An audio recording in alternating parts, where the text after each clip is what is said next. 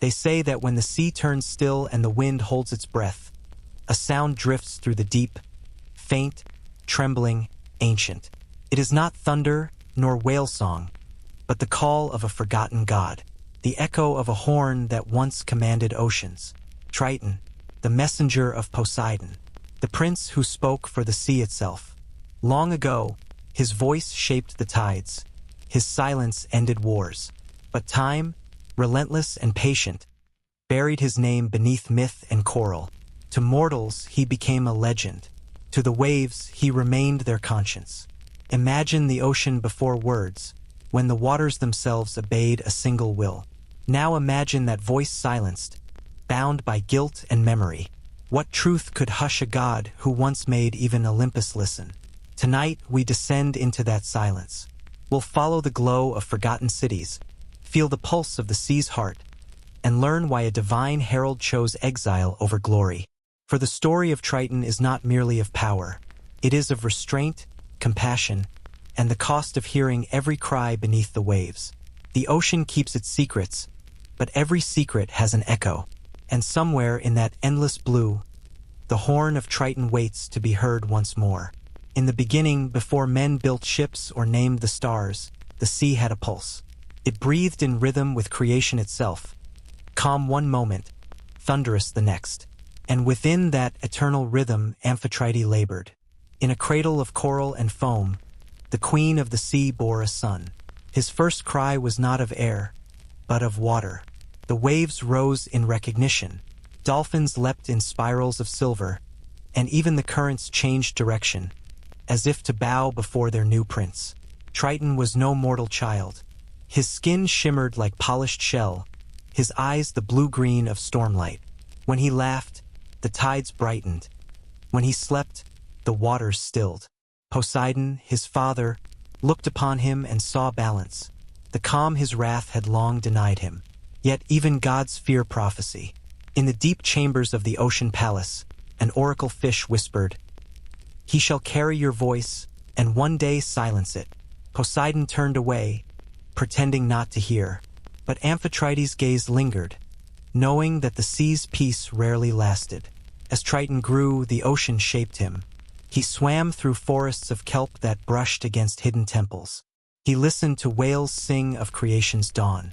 And though divine blood coursed through him, he felt a strange longing, the pull of something softer, quieter, almost human. The sea was both cradle and cage. For every wonder it gave, it demanded awe. And from its depths, Triton would soon learn that even the gentlest tide can hide a storm. Far below the foam and thunder of the surface, there lies a kingdom unseen by mortal eyes, a palace built not of stone, but of living coral and light. Here, in the heart of the Aegean, Poseidon ruled with a trident that glimmered like captured lightning, and beside him, Amphitrite, serene and watchful as the moon reflected on still waters. This was the world Triton inherited, a realm where silence hummed with power. The walls of the palace shimmered like molten gold. The floors moved with the gentle sway of currents. Schools of fish served as living ornaments, circling like constellations around the throne. Pearls the size of chariot wheels adorned the halls, each glowing softly, illuminating murals of the ocean's oldest battles. Triton would swim through these corridors in awe. Every turn revealed wonders that whispered of eternity, statues of gods long forgotten, carvings that told of the sea's first breath, and crystal chambers where the tides were measured like time itself. But even paradise can feel lonely to a child destined for burden. Poseidon was a god of storms, not tenderness. His presence filled the halls like a coming wave, grand, terrifying, unrelenting. When he entered, the sea itself trembled. He spoke not as a father, but as a king. "The ocean bends to will," he would say. "Never forget, my son. Mercy drowns power." Triton listened, though his heart pulled in the opposite direction. He had inherited not his father's rage, but his mother's calm, a stillness Poseidon mistook for weakness. Amphitrite, ever gentle, would brush Triton's hair with strands of seaweed and whisper, "Strength is not in the wave that breaks, but the one that endures." Her voice was a lullaby in a realm that never slept. Years passed, and the boy became something divine. He grew taller than any merman, his tail a gleaming bronze that shimmered even in shadow. The creatures of the sea bowed as he passed. Sharks followed him like loyal guards. Dolphins trailed him like laughter. He was adored and yet isolated, for who could befriend the son of Poseidon?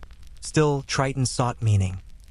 He would often swim beyond the palace walls, past the fields of glowing anemones, into the cold dark waters where no song could reach. There, he found silence. Not emptiness, but a sacred stillness that made him feel whole. It was in one of these wanderings that he first heard it, the faint hum of something calling to him from the deep, a vibration in the current, a voice, almost hidden within the water's rhythm. He could not yet understand it, but it stirred something ancient in his blood. When he returned, Poseidon awaited him on the coral steps. The god's trident glowed faintly, its tips dripping molten light.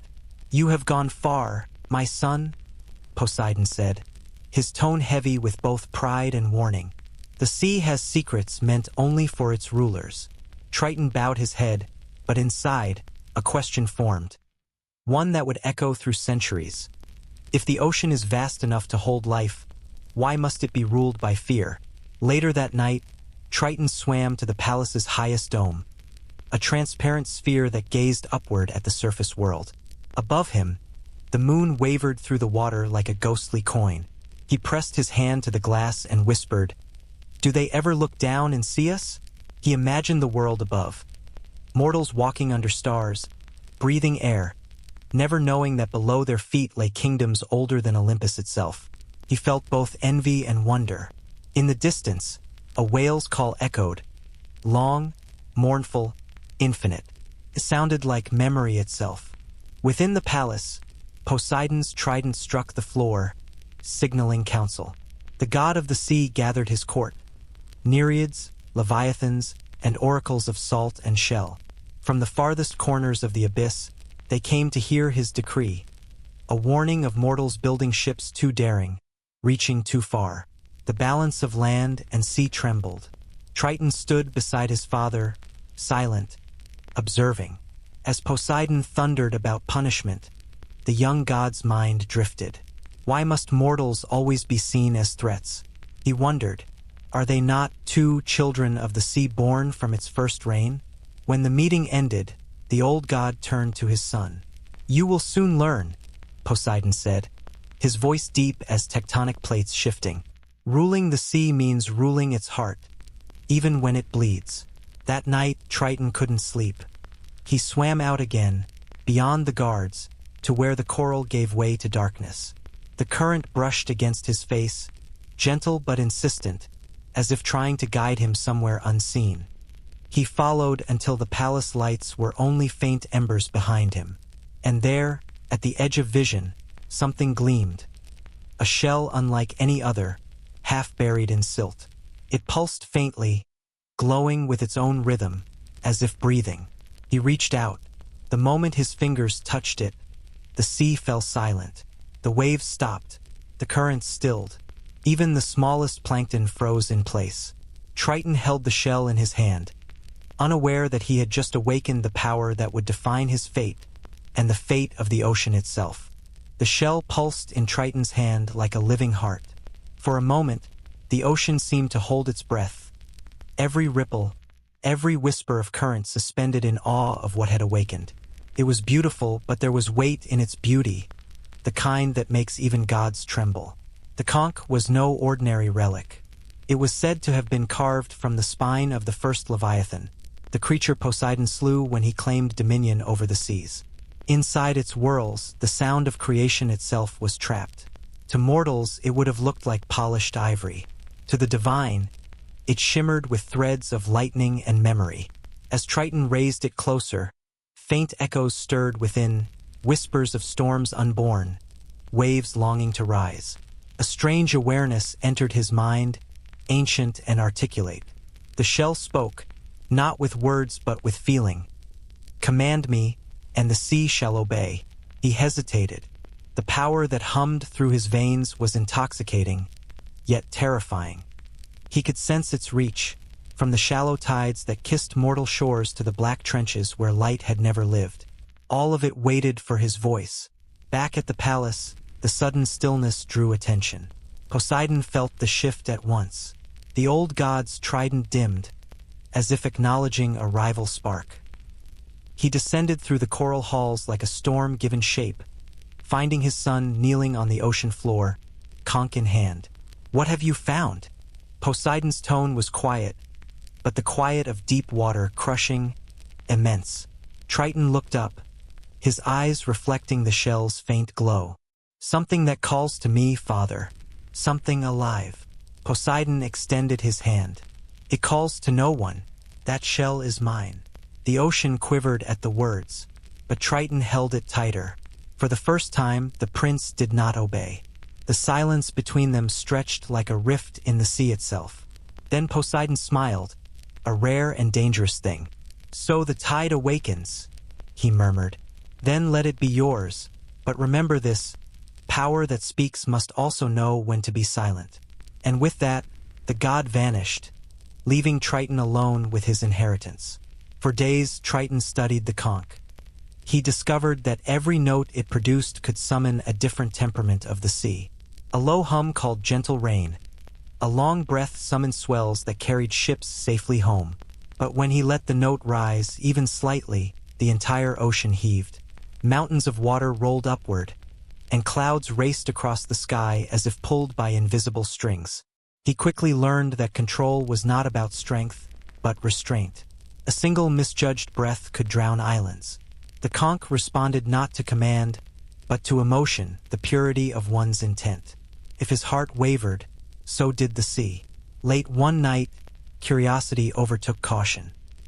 He swam to the open waters beyond the palace, where no creature dared venture, and lifted the shell once more. The moonlight pierced through the surface above, silver and trembling. He inhaled deeply, the salt burning his lungs, and blew. The sound that followed was unlike anything the world had ever known.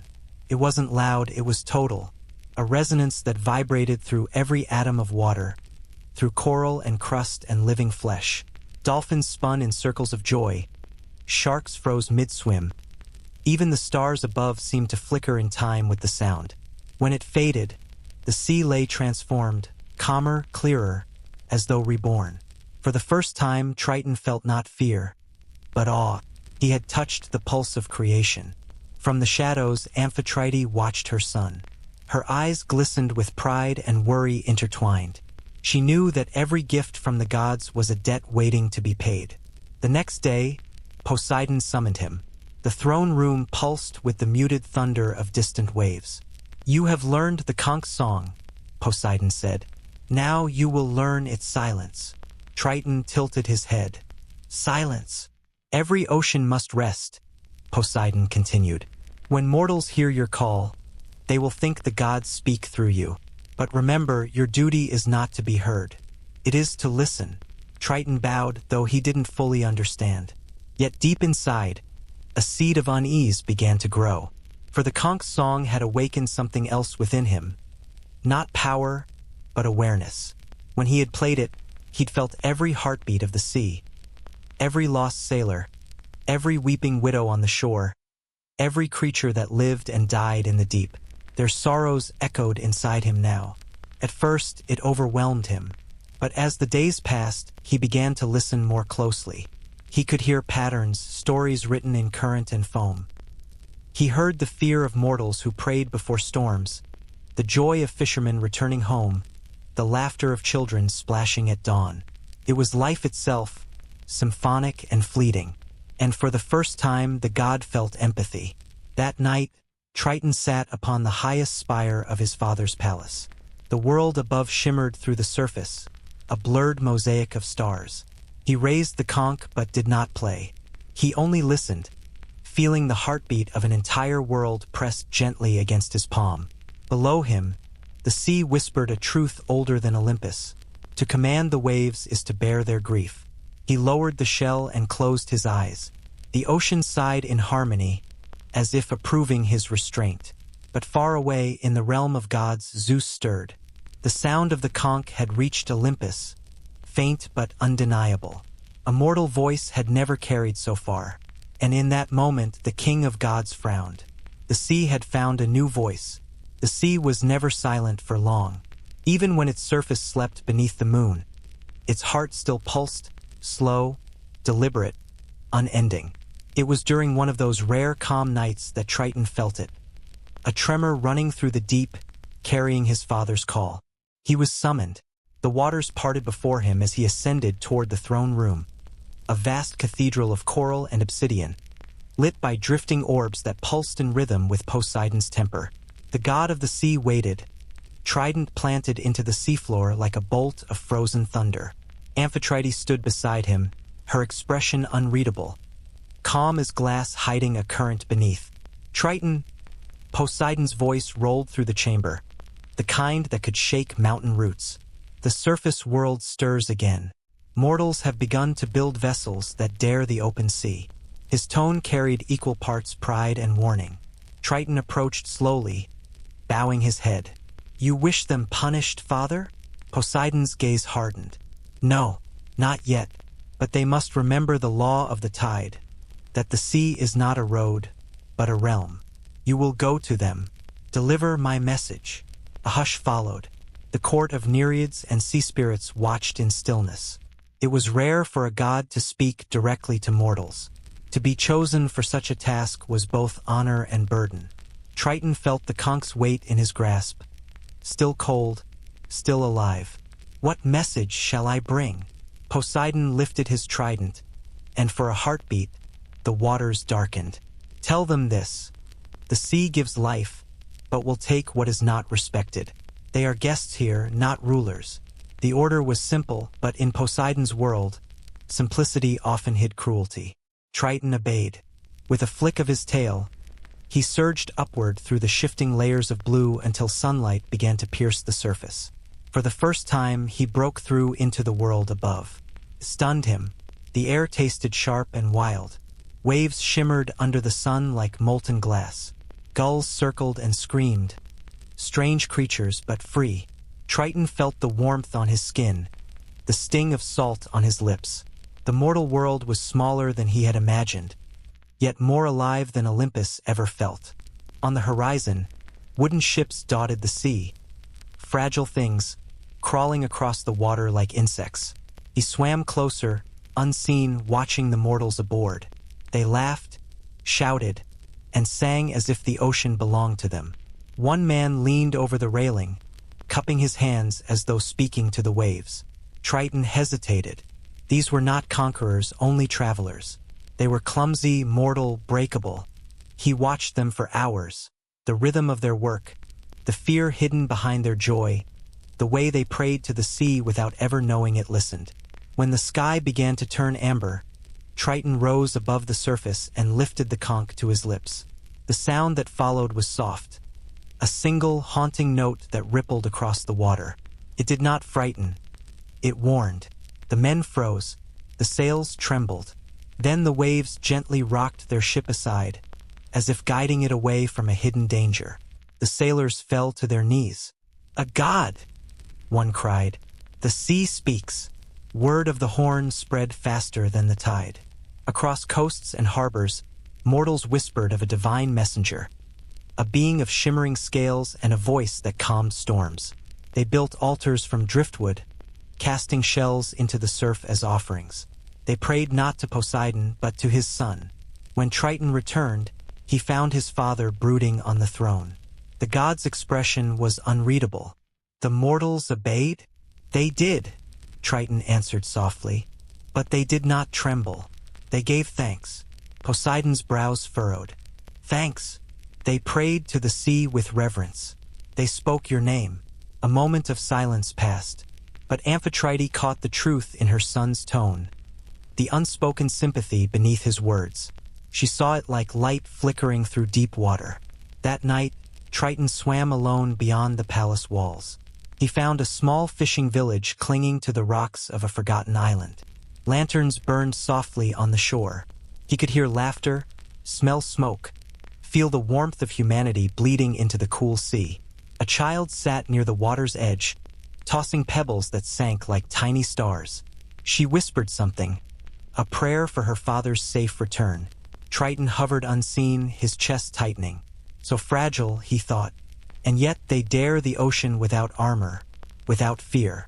For the first time, he wondered whether divine wrath was just a louder form of fear, the gods terrified of their own fading relevance. A sudden chill brushed through the current. Triton turned to see a shape coalescing from mist and shadow, a figure draped in the darkness of the abyss. A messenger from Poseidon. "You are not to linger among mortals," it said. "Your compassion weakens you. The Lord of the Sea watches." The words struck deep. Triton bowed his head, feeling the cold truth of his father's rule. Love, even divine, could be seen as rebellion. When he returned home, the conch pulsed again, faintly, like a heartbeat aligning with his own. He could almost sense the ocean listening, waiting for his next breath, his next choice. But he said nothing. He only floated there in the dark, suspended between two worlds, divine command and mortal empathy.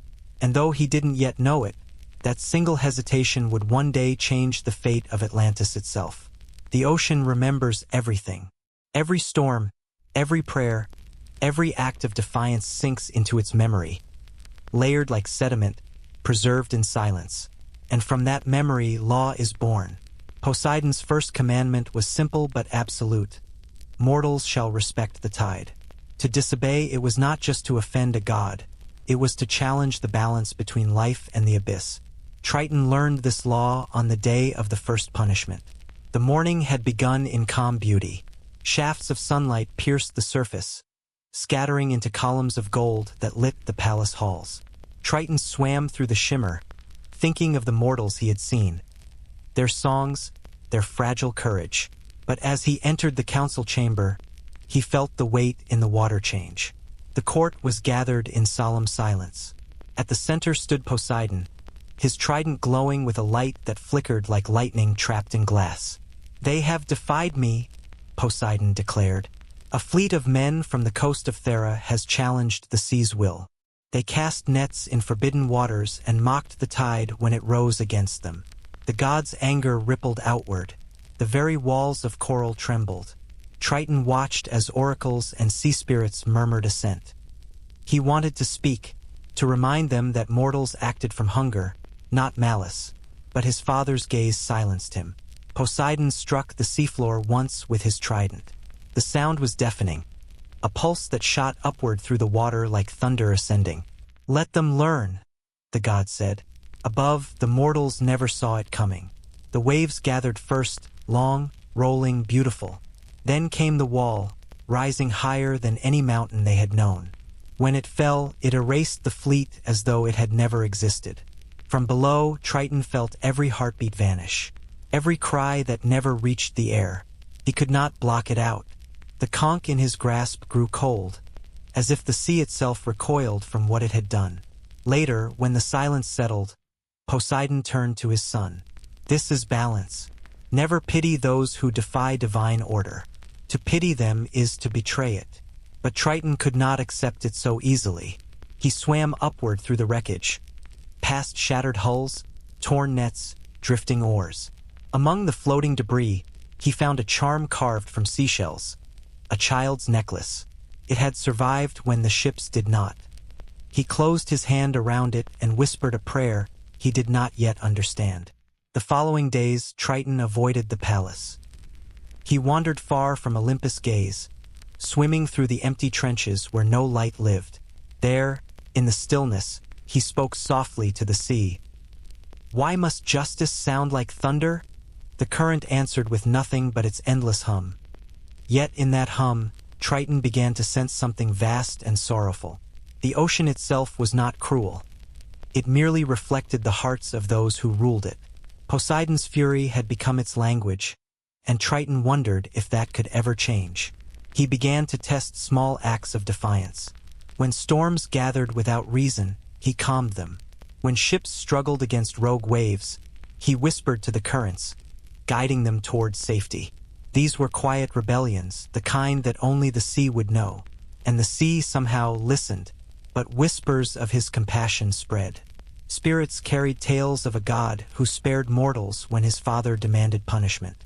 They called him the Gentle Tide, and though the title was spoken in secret, it reached Poseidon's ears soon enough.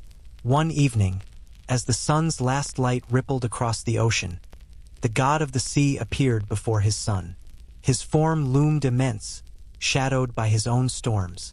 "You disobey me," Triton faced him, calm but resolute.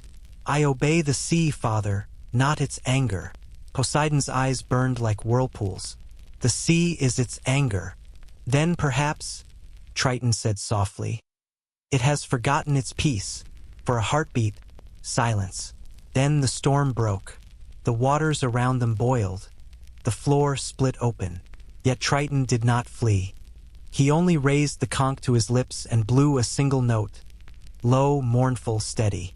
And miraculously, the sea obeyed him. The waves stilled. The rage dissolved. The current that had once mirrored Poseidon's wrath now reflected the quiet authority of his son. The two gods stared at one another. Father and heir, storm and stillness, power and restraint. Poseidon's trident dimmed, and though he did not speak, something in his expression faltered. Triton turned away. He had not meant to defy, only to restore balance. Yet deep within, he understood. The ocean had begun to listen to him more than to its king. He swam upward until the faint shimmer of the surface appeared above, light breaking through darkness. There, he released the necklace he had found, letting it drift toward the sky like a memory freed. The waves closed over it, carrying the small charm back toward the mortal shore. In that quiet act, the first commandment, the law of fear, began to fracture. The sea has no face, only reflections. Waves rise and fall, showing glimpses of the sky above, yet never revealing themselves. It was perhaps fitting, then, that Triton's next revelation would come not from a god, nor a storm, but from the water's own reflection. Days passed after his quiet defiance. Poseidon had not spoken to him since the commandment was broken. The ocean seemed strangely subdued, as though waiting to see what kind of god Triton would become. He roamed far from the palace, away from judgment, guided only by the pull of curiosity. It was in a region of water the mortals called the Glass Sea, a surface so calm it mirrored the heavens perfectly, that Triton first saw her. At first, he thought it was his own reflection gazing back from the still water. The same pale eyes, the same quiet melancholy. But then the image blinked, not in unison but apart. The mirror was alive. From the silver surface rose a figure, graceful as moonlight. Her form shimmered like liquid glass. Her hair moved with the tide, strands of silver entwined with kelp. She smiled with the calm assurance of one who had watched centuries pass. "Do not be afraid," she said, her voice rippling across the waves. "I am Nereus, daughter of the deep current, keeper of what the sea remembers." Triton bowed slightly. "I did not summon you." "No," she said softly. "But you heard me." She gestured toward the surface, the perfect mirror. Few gods notice their own reflection. Fewer still listen to it. They spoke for hours, though time flowed strangely there. She told him of the ancient sea before Poseidon's reign, when the waters obeyed no master, when every tide was its own soul. The ocean then had been wild, ungoverned, alive in ways the gods no longer allowed. "You think the sea is ruled by storms," she said, her gaze deep and knowing. "But the true sea is ruled by longing." Triton frowned. "Longing for what it cannot keep," she answered. "Every wave that rises dies.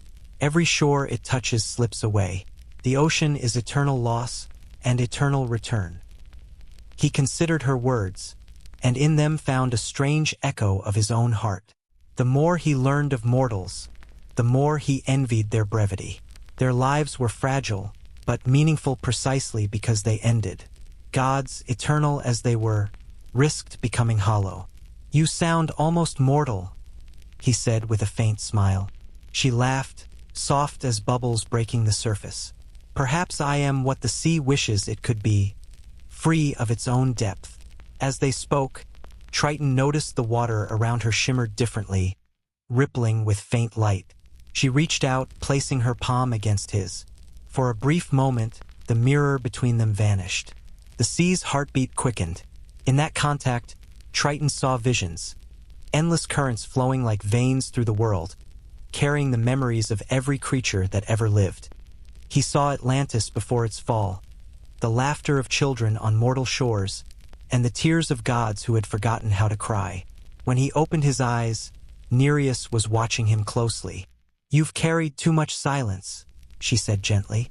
"You mistake obedience for peace." Triton's hand trembled. "What do you know of peace?" "Enough to know it cannot exist without truth." He turned away, unable to answer. Her words struck deeper than Poseidon's wrath ever had. For years, he had believed his restraint was virtue, that silence preserved order. But now, in the reflection of another, he saw it for what it was, fear of his own voice. Nereus drifted closer. "You can command the ocean," she said, "but you cannot yet command yourself." Before he could reply, a deep rumble rolled through the current. Poseidon's storms calling from afar. The sea darkened. The mirror broke.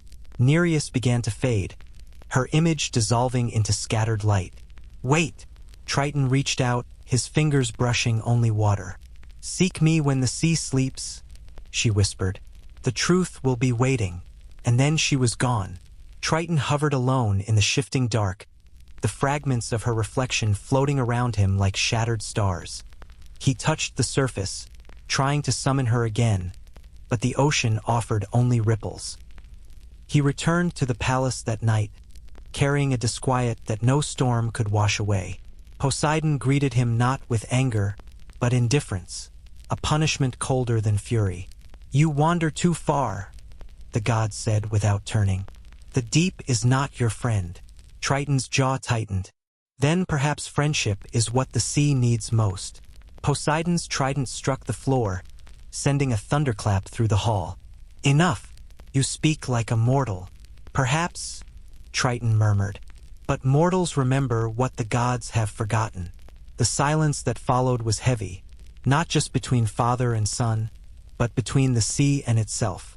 Later, when the palace slept, Triton swam again to the glass sea. He looked into its surface, searching for the nymph who had vanished into its shimmer. But this time, the reflection staring back at him wasn't hers. It was his own, older, wearier, and somehow sadder. He realized that he had been living like the tide, forever rising, forever falling, but never moving forward. And though the ocean stretched infinite around him, he had never felt more confined. He pressed his hand to the water, whispering to the reflection, "Who am I, if not my father's son?" The sea did not answer. It only showed him his own eyes, wide, uncertain, full of longing. For the first time, Triton envied mortals their ability to cry. There are sounds in the ocean that even gods cannot name. Beneath the reach of sunlight, past the borders of coral kingdoms, the water turns black, not from darkness, but from depth itself. Down there, where pressure crushes mountains and time slows to a crawl, voices move through the abyss like slow lightning. Triton had always sensed them faintly. Murmurs carried through the current, half dream, half memory. But now, since meeting Nereus, those whispers had grown clearer, closer, almost deliberate. They seemed to call his name. He tried to dismiss it as imagination, yet the call persisted. It came with the rhythm of his heartbeat, echoing within the water itself. "Triton, son of the sea, come below." Each night, the sound pulled him deeper. The ocean floor stretched endlessly, littered with the bones of forgotten leviathans. There were no stars here, only the cold pulse of unseen things. The deeper he swam, the heavier the water felt, pressing against him like memory refusing to let go. He found a trench, vast and vertical, a wound in the world. The water there tasted different, ancient, metallic, electric. As he hovered at its edge, the voices grew louder. "Prince of the tide," they whispered. "Do you know what your father hides?" Triton hesitated. "Who speaks?"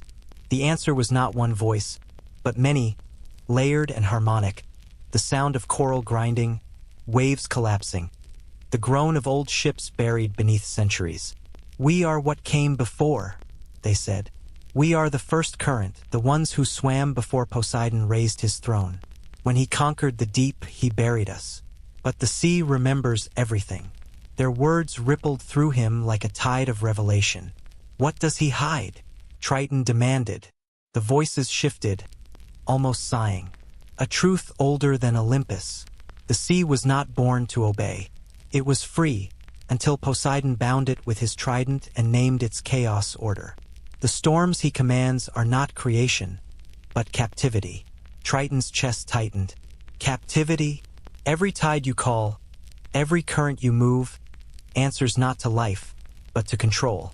The ocean's freedom was traded for dominion. You feel it, don't you?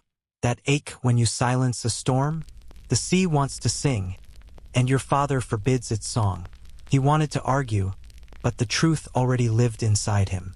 He had felt it for years, that quiet dissonance, the pull between order and compassion, between duty and harmony. "What do you want of me?" he asked softly. "To listen," they replied, "and when the time comes, to choose." The trench rumbled beneath him. A pale glow flickered far below, like the heartbeat of the earth itself. Triton reached toward it instinctively, but the pressure forced him back. The water itself warned him. Some truths could crush even gods. He returned to the upper currents shaken, his thoughts tangled like seaweed in a storm. When he closed his eyes, he still heard them, the ancient ones whispering through the deep, telling him that Poseidon's order was built on silence. At the palace, the change in him did not go unnoticed. The servants of the sea watched their prince drift through the halls like a ghost, speaking less, listening more. Even Amphitrite grew worried. "Your eyes," she said softly, "they no longer look upward." Triton hesitated before answering. "The ocean speaks to me in ways it never did before." "Be careful, my son," she warned. "The deep hungers for listeners. But curiosity, once awakened, is harder to drown than any secret." One evening, as the moon bled silver through the waves, Triton returned to the glass sea, hoping to find Nereus. Her reflection shimmered faintly in the surface, but she looked weaker, dimmer, as though fading from the world. "You went below," she said, her tone both proud and sorrowful. "I heard voices," he confessed. "They told me things about my father." She nodded slowly. "The abyss speaks only truth, but truth without mercy can destroy." Triton clenched his jaw. "If Poseidon built the ocean on control, then what am I but its warden?" Nereus reached out from the reflection, her hand brushing the surface like a ghost. "You are more than your father's heir. You are the sea's conscience." He wanted to believe her, but belief was a dangerous current. The more he listened, the more he saw patterns. Storms rising without command, tides that shifted before he called them. The ocean itself seemed restless, as if awakening from centuries of obedience. When he next visited Poseidon's court, the air was tense. The old god's eyes narrowed the moment Triton entered. "You've been diving where you shouldn't." Triton froze. "You know of the voices." "I know of the lies," Poseidon thundered, his trident flaring like lightning through the hall. "The abyss is a graveyard of gods who mistook defiance for wisdom. Do not follow them." Triton bowed his head, but his silence no longer meant submission. Later, alone in the quiet halls, he placed the conch beside his heart. It pulsed once, faintly, the same rhythm as the voices below. He realized, with a chill, that the conch itself was not simply an artifact. It was a fragment of that first freedom, a relic from the ocean before Poseidon's law. When he lifted it, the sea responded, not with obedience, but with yearning. That night, as he stood on a cliff of coral looking out into the endless dark, the voices returned, softer now, almost kind. "Prince of Balance," they whispered, "the sea will not remain chained forever. When it rises, will you stand with the storm or against it?" He didn't answer.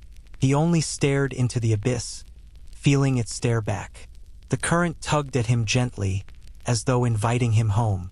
Somewhere far away, in the heart of that ancient trench, something stirred, massive, patient, older than the gods themselves. Triton turned toward the palace, toward his father's kingdom, and for the first time, he wondered if the ocean's greatest secret was not its depth, but its memory. There are places where the ocean forgets it is a wilderness, where stone rises from the deep and light dares to live forever. Atlantis was such a place. For centuries, mortals had whispered of a city beneath the sea, built by the gods and blessed by Poseidon himself. Towers of white stone pierced the blue, their tips crowned with crystal domes that reflected sunlight even through leagues of water. The streets shimmered with pearls. The air, if such a thing existed there, pulsed with divine hum. Triton had heard of it all his life, but had never seen it with his own eyes. When the call came, a request from Poseidon to visit the mortal empire under his protection, Triton felt a quiet unease. He could not explain it, but the ocean's pulse felt different near Atlantis. Faster, restless. As he approached, the horizon brightened beneath him, the water growing clear as glass. There, rising from the abyss like a dream of marble and gold, was the city, alive, radiant, proud. Columns of living coral supported palaces carved from limestone. Gardens of anemone glowed with soft bioluminescent fire.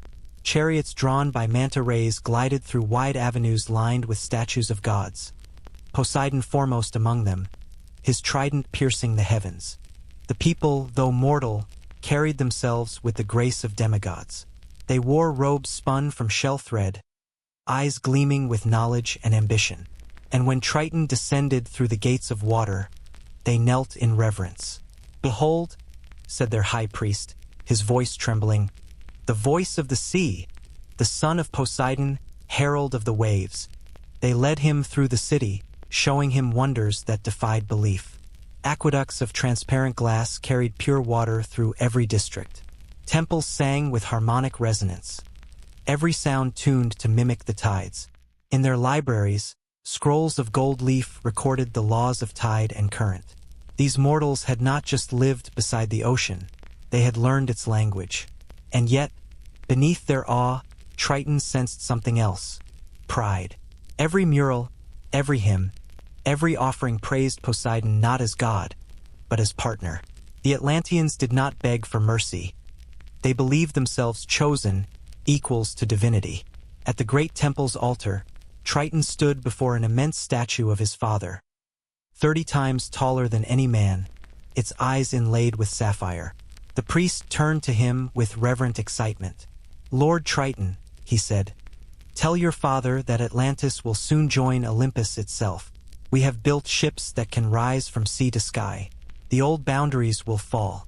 The age of man has begun." Triton's chest tightened. He had heard hubris before, but never wrapped in such beauty. He spoke gently.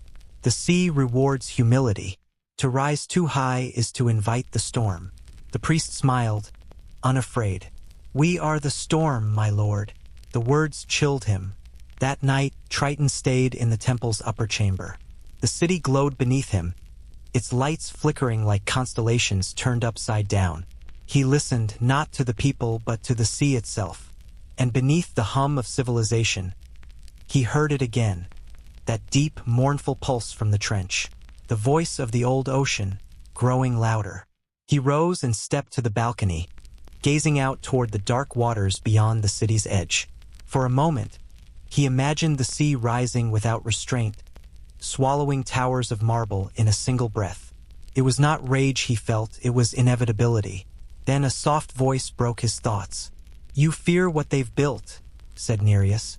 She appeared beside him, her reflection shimmering faintly in the air, like the memory of light. "And you are right to." Triton turned, startled. "You should not be here." "Neither should Atlantis," she replied. She looked out over the city. "Your father gave them knowledge meant for gods, how to harness the current, how to bend light beneath the sea. But men never stop where they should. They seek the surface, then the sky, then the stars." Triton stared at her. "If Poseidon gave them power, then why do I sense his anger?" "Because they have forgotten gratitude," she whispered. "They worship the sea as if they own it. Their temples praise not devotion, but dominion. They no longer fear the tide. They think they command it. As she spoke, a tremor ran through the city. The crystal domes above flickered, their reflections stuttering like broken glass. The ocean's current shifted, sharp and uneasy. Far below, in the great harbor, a horn sounded deep, human, proud. The sound of defiance. Triton rushed to the balcony's edge. Ships were rising from their docks. Massive constructs of gold and glass, powered not by wind or oar, but by the ocean's own flow.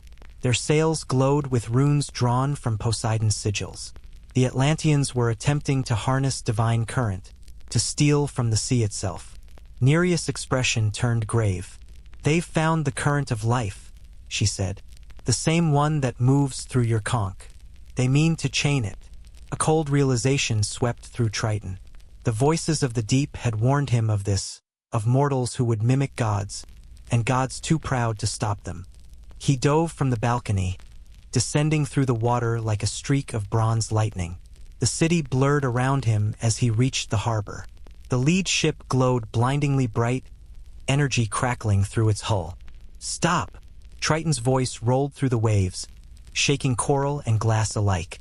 "You do not know what you command." The men turned, their faces pale but defiant. "We command what was given to us," shouted the captain. "If we are made in the image of gods, then let the gods bear witness to our ascension." He raised his hand, and the sea obeyed. For a moment, the waters themselves began to rise, spiraling around the ships like serpents of living current. The city gasped in awe. Triton's conch pulsed violently in his grasp, resonating with the same stolen rhythm. The power of the abyss, the freedom of the first sea, was being used against itself. He closed his eyes and blew into the shell. The note that followed shattered the illusion of control. The currents recoiled, snapping back with divine fury. The ships spun out of formation. The light dimmed. The runes flickered and died. The waters calmed again, but the city's triumph had cracked. Whispers of fear spread like ripples. Triton looked toward the temple, where the great statue of Poseidon loomed. Its sapphire eyes seemed to glare back at him, accusing. He felt the weight of what was coming, a silence before the inevitable roar. There is a sound that comes before every downfall, not the roar of destruction, but the soft hum of pride. In Atlantis, that hum was everywhere. Days after Triton's warning, the city resumed its rhythm. The priests rebuilt their shrines. The scholars spoke of momentary imbalance. Yet beneath the calm surface, something dangerous stirred, a belief that they had matched the gods and survived. Triton remained among them, uneasy. He walked the shining corridors where water flowed through crystal veins, watched the people dance in bubbles of air that glimmered like trapped stars. They smiled at him, the god who had saved them, but their gratitude felt hollow. In the temples, they sang hymns not of worship, but of power. The sea bends to wisdom, the choirs intoned. The waves obey the enlightened, and Triton felt the ocean tighten in response, as though it resented their arrogance. At the palace of the Atlantean king, a grand feast was held in Triton's honor. The chamber was vast, its ceiling a living aquarium where giant rays drifted like shadows. Golden plates overflowed with fruit that grew in lightless gardens. The king, a tall man with eyes the color of steel, raised his cup. "To our friend of the tides," he declared, "Triton, son of Poseidon, the bridge between mortal and divine." Applause echoed like thunder, but Triton could not smile. "Your city is magnificent," he said, voice calm but distant. "But remember, it lives by the sea's grace, not by conquest." The king's grin faltered, just slightly. "The sea loves Atlantis. We have honored it for generations." "Honored," Triton repeated softly. "Or harnessed." The room grew still. A servant dropped a shell goblet, the sound like glass breaking underwater. The king leaned forward. "We honor what we understand. If the gods gave us knowledge, is it sin to use it?" Triton met his gaze. "The gods gave you the sea, not permission to cage it." A murmur rippled through the crowd. The king raised a hand. You speak like one who fears mortal greatness. Triton's jaw tightened. I fear arrogance more than greatness. That night, he left the palace without farewell. He drifted to the city's edge, where the lights of Atlantis faded into the dark. The ocean here felt different, thicker, quieter, watching, and in that silence, the voices of the deep returned. They sing of wisdom, they whispered, but build their towers from pride. The balance weakens. Soon, the tide will reclaim its memory. Triton closed his eyes. Then tell me, can I stop it? The abyss murmured. You are the sea's voice, but not its will. When mortals forget reverence, the ocean remembers fear. That is its oldest language. He opened his eyes and stared at the glowing city behind him. Radiant, fragile, doomed. For a fleeting moment, he imagined another path. Poseidon humbling them gently, letting them learn. But his father's anger was never gentle. The next day, Triton returned to the temple. The priests knelt, expecting praise. Instead, he blew a single note on his conch, low and trembling, a warning woven into melody. The water around the city quivered. The lights dimmed. The high priest looked up, alarmed. What is this? The ocean speaks, Triton said quietly. It asks you to remember who you are. But the man only smiled, pride blazing in his eyes. We remember. We are the chosen, the ones who tamed the sea. Triton's heart sank. That night, the rebellion began. Not of men against gods, but of the sea against itself. The first tremor struck without warning. A deep rumble tore through the ocean floor, shaking the spires of Atlantis. Statues cracked. Crystal domes splintered. The citizens cried out, thinking it an earthquake. But the ground pulsed again, harder, hungrier. From the horizon came a sound. Not thunder, not wind, but the rising moan of the deep. The voices Triton had heard were no longer whispers. They were awake.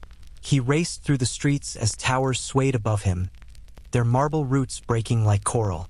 To the surface, he shouted to the mortals. The tide is coming.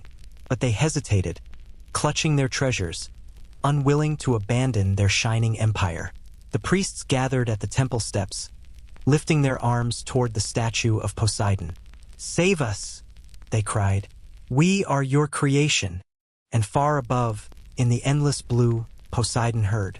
Lightning split the sea. The god rose from the depths, vast as a mountain, eyes burning like molten gold. The ocean bent beneath him. Triton felt the water turn heavy with his father's wrath. You warned them, Poseidon's voice boomed, and still they defied. Triton swam forward, desperate. They are ignorant, not evil. Punish their pride, not their lives. But Poseidon was already lifting his trident. There can be no mercy for those who challenge gods. Triton reached for the conch, torn between obedience and compassion. The voices of the deep echoed inside him. You cannot stop what has begun. The sea rose, walls of water, higher than the towers of Atlantis, coiled and spun. The light of the city reflected in their glassy curves. A final, trembling beauty before the end. Triton's heart broke. He raised the conch, the instrument that had once brought calm, and this time, he blew with everything he had. A sound of mourning, of love, of desperate defiance. The wave froze mid-ascent. For one heartbeat, the entire ocean hesitated. But Poseidon's trident fell. The waves crashed. Atlantis vanished. When the water finally settled, only silence remained, and Triton, floating amid the ruins of what he had tried to save. He looked toward the empty sea, his father's shadow fading in the distance. His hands trembled as the conch's glow dimmed to nothing. The ocean had obeyed, but for the first time it felt wrong. The sea does not rage the way mortals imagine. It does not simply rise. It remembers. When Atlantis defied the old order, when pride sang louder than prayer, the ocean reached back into its oldest grief and brought it forward like a storm given a face. That face was Poseidon's. He rose from the blue with trident lifted, eyes lit like suns caught under water, and the weight of eons gathered behind him. The currents folded in upon themselves, kneeling without legs, bowing without heads. Even the coral grew still. The god of the deep had chosen judgment. Triton hovered between ruin and command, the conch heavy in his hands like a verdict he did not want to speak. The city below, brilliant moments before, was now a geometry of fractures. Towers listing, crystal seemed spidering into white cracks, avenues buckling beneath sudden riptides. Mortals clung to archways, to one another, to hope. Their songs had stopped. It was quiet enough to hear the slow ticking of bubbles rising toward a sky they might never see again. "Father," Triton said, voice low, almost prayerful, "let the lesson be mercy. Spare what can still be humbled." His words were calm, but calm the way a hand steadies a blade. The sea strained to understand which command to obey. Poseidon did not look at him. The tide warned them. The messenger warned them. They answered with pride. He pointed the trident toward the city. Balance returns. The first blow was not the wave. It was gravity itself turning traitor. Water roared downward with the strength of a mountain, compressing the harbor until stone bent like reed. Spires snapped, temples cracked, and the golden ship channel buckled under a coil of currents so tight it sang. Triton flinched as the voices of the deep surged up to meet the violence. No longer whispers, but a choir of old power. Inevitable, ancient, appallingly calm. He lifted the conch. A single breath might soften the edge, divert the worst of the fall. But every choice had a cost. To counter his father would be to become more than messenger, to set his voice against the one who made him. He hesitated, and in that narrow space the second blow fell. Lightning knifed through the water, a vertical river of fire that did not burn so much as erase. The statue of Poseidon atop the great temple took the strike like a confession, sapphire eyes shattering into a rain of blue shards that drifted like tears. The high priest reached upward, mouth open in a wordless plea, then vanished beneath a folding wall of sea. Triton moved, instinct, terror, love, and the conch cried out. The note was low, round, human. The ocean paused. It did not calm. It listened. Around the nearest quarter of the city, currents softened into gentle spirals, catching those who fell and carrying them like leaves. Gates that would have jammed slid open. A narrow dome of safety formed, fragile as breath, real as miracle. People spilled through a corridor of water that hadn't existed a heartbeat before, toward the dim ribbon of surface far above. Poseidon's head turned at last. Surprise flickered, then anger hardened into something colder than rage. Recognition. You would pit the mercy of a child against the will of a god?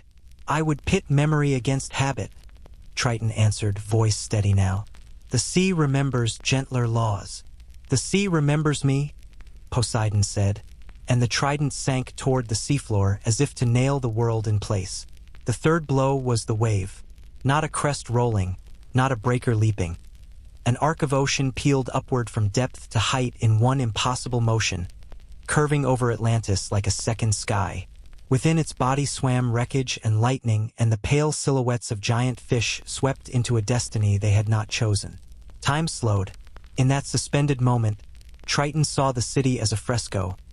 Every face turned upward, every mouth the same small circle of disbelief, every prayer overlapping. He felt their lives press against his ribs. He played the conch again. This time the sound braided with his breath, drawing not just water but will. The arc wavered, pressure redistributed. He could not erase the wave, but he could teach it to bend. It split along a seam of resonance, shearing to either side of the temple district, dissolving into roaring rivers that scoured the outer courts, sparing the heart. 1,000 lives were stolen back from the abyss. Poseidon descended through the boiling dark, shadow widening, trident bright. Enough, he said, and the word hit like stone. Mercy that defies law is not mercy. It is vanity. Then what name do you give to wrath that forgets its sons? Triton asked. For a flicker, pain crossed the old god's face. Gone as soon as seen, an eddy swallowed by flood. You are my son because you carry my will, Poseidon said. Not because you question it. Another tremor rolled. Faults in the seafloor yawned open beneath the outer ring of Atlantis. Entire districts tilted and slid like plates into a sink. Triton pushed the conch to his lips until they stung. The note rose, thinned, glowed silver thread through a dark tapestry, guiding survivors up the only path he could hold clear. Mothers clasped infants. Old men clung to doorframes that floated free and became rafts. Lovers swam with joined hands.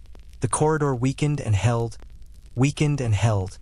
his breath the only hinge between grief and grace. "Look," Triton said, not to his father but to the sea, to the thing beneath both of them. "Look at them. They know fear now. That is lesson enough." The deep answered, not in words but in physics. The immense wave spent itself against the city's bones and, finally, passed on. What remained was ruin, but not emptiness. In courtyards stripped to their foundations, clusters of survivors gasped inside shrinking bubbles of air. Distantly, beyond the broken avenues, a bell rang. A simple buoy tolling from some forgotten pier that the catastrophe had spared. One clean, human sound, steadying as a heartbeat. Poseidon looked upon what was left. His shoulders dropped a fraction, as though the storm behind his eyes had expended its last necessary bolt. "This was mercy," he said. "Measured by law, the proud fell. The living will remember." Triton floated at the rim of his fading corridor, spent. "And what will we remember?" Poseidon's gaze moved to the conch. "That even a good hand can become a rival scepter." He drew in the current with a gesture, and the conch lurched in Triton's grip, almost torn free by an undertow that was not water but command. The shell keened. Triton clutched it to his chest and felt, with knife clarity, the truth Nereus had named. He could not be both voice and echo forever. "Keep your horn," Poseidon said at last. "Keep your pity. Carry both to the furthest trenches if you must. But know this, when you sound mercy against law again, you will not only save men. You will split the sea." Then the old god turned away, diminishing as he sank into deeper blue. His wake a corridor of stunned quiet. The pressure in the water eased. The ruins' dust hung like dawn. Triton lowered himself among the fallen streets. He did not speak to the survivors. He did not accept their shaken gratitude. Instead, he placed his palm on a broken step and let the smallest note slip from the horn. A lullaby without words. The currents gentled, and the bubbles that clung to trembling lips renewed their thin edges, buying hours for rescue, not days. Mercy could only cradle, not rebuild. Above, the surface flickered like a distant promise. Below, the trenches waited with their old questions. Between them drifted a son who had tried to be a bridge and learned he might become a fracture. He looked once more at what remained of Atlantis and knew that a part of him had fallen with it. Power still pulsed in the conch, obedient, unbroken. But when he held it to his ear, the ocean sound was different, quieter, lonelier, as if ashamed of the shape its wrath had taken. Was this justice, or a confession too late to change the sentence? A final tremor sighed through the foundations, and the last intact bell gave one muted ring. Then the sea settled, exhausted. Triton turned from the ruin and began to swim into the hush, toward the long dark where neither praise nor rage could find him. Somewhere ahead lay the only answer he could endure: silence. When the last current folded back upon itself, the ocean sounded empty. Not quiet empty. Sound still existed, but it had nowhere to go. It slid through ruins and broken towers, bounced off marble ribs, and dissolved in silt. For the first time since creation, the sea seemed unsure whether to breathe in or out. Triton drifted among the remains. His body carried no wounds, yet everything inside him felt bruised. The glow of Atlantis had gone out. The water hung gray, thick with memory. Pieces of statues turned slowly, each fragment a syllable of a story that could never be retold. He passed a shattered column etched with prayers. The words, though unreadable, still pulsed faintly with reverence. They had believed the sea eternal, and it was, but eternity had turned against them. The conch in his hand, once radiant, now felt heavy as stone. Every time he brushed its surface, a faint echo trembled inside it, the voices of those he had saved, the cries of those he hadn't. It was no longer merely an instrument. It was evidence. Above, a ribbon of pale light wavered where the surface waited. Triton did not rise to it. He remained among the fallen city like a mourner unwilling to leave the grave. From the dark beyond, movement stirred. A school of dolphins circled him, their bodies streaked with dust.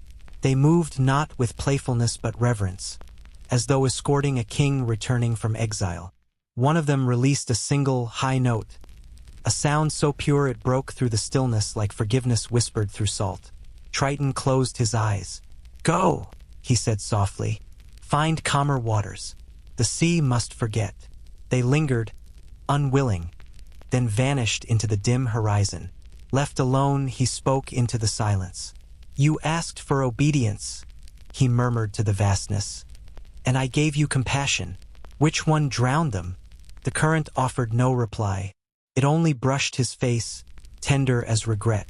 He began to swim upward, slow, deliberate, each movement stirring clouds of dust that glimmered briefly like lost stars. As he rose, he looked back once more upon the city. In that distance, the wreckage almost resembled beauty, curves and ruins merging into an abstract grace, a memory refusing to die completely. At the edge of the deep, Amphitrite waited. Her form shimmered between coral spires, calm yet sorrowful. "My son," she said, her voice carrying through the water like the hush before dawn. "I felt it all, the storm, the fall, your defiance." Triton lowered his gaze. "Then you know what I've done." She drifted closer, fingertips brushing his cheek. "You tried to save them, and failed." "No," she said, "you gave the sea a conscience. That is never failure. But it is a burden you must now bear alone." He wanted to ask if Poseidon would forgive him, but he already knew the answer. The god of storms did not traffic in forgiveness. He ruled through balance, and balance demanded distance. Amphitrite's hand lingered for a moment, then withdrew. "Your father retreats into the trenches of his own making. Leave him to them. Go where the sea is quieter. Let the silence heal you." She began to fade with the current, her final words echoing.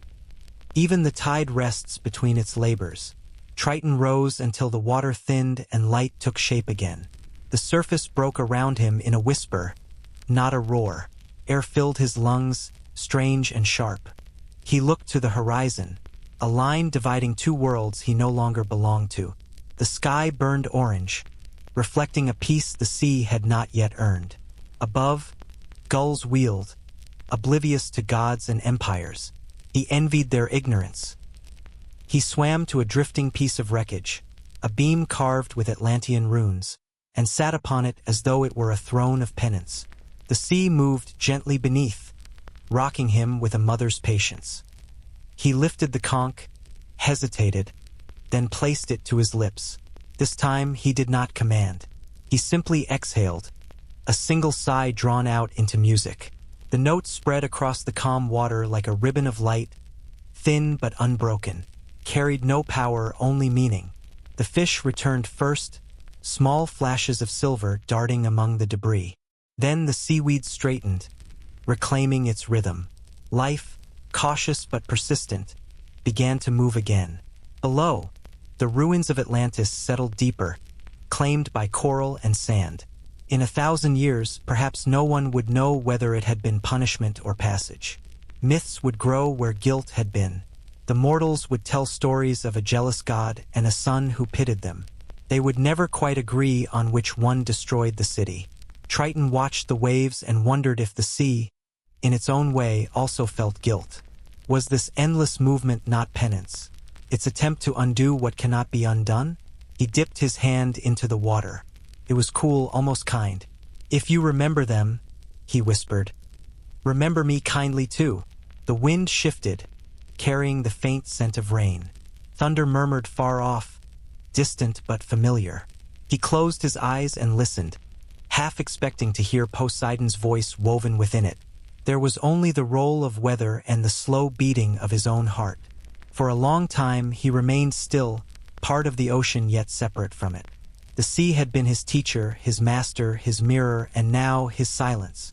When night arrived, the stars appeared not above but below, scattered across the dark surface like lanterns fallen from heaven. Triton looked down at their reflections and finally understood what Nereus had tried to show him. The sea does not keep light. It only reflects it long enough for someone else to see. He pressed the conch against his chest and made a quiet vow. No more commands, no more storms. From this night on, I will be the keeper of the sea's stillness. The wind gentled. The waves folded into one another, small and steady. The world exhaled. And for the first time since the birth of the tides, the ocean slept. Morning found the coastline hushed and watchful, as if the land itself had crept down to the water's edge and was listening. After Atlantis fell, rumor moved faster than gulls. Fishermen claimed a god had held a corridor open with the breath of a shell. Sailors swore the sea paused mid-surge to let them live. On islands where the wind carved names into the cliffs, mothers set bowls of milk and honey by the shore, whispering thanks to a kindness they could not name. The law of fear had cracked. In the gap, gratitude took root. Triton kept his vow of stillness. He drifted through gentle latitudes where the water was pale and warm, companion to small boats and quiet prayers. He did not call storms or smooth them.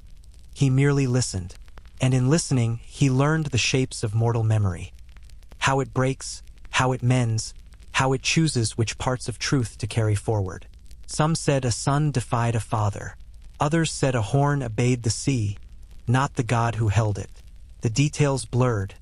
The feeling remained. Somewhere beneath the waves, mercy had a voice.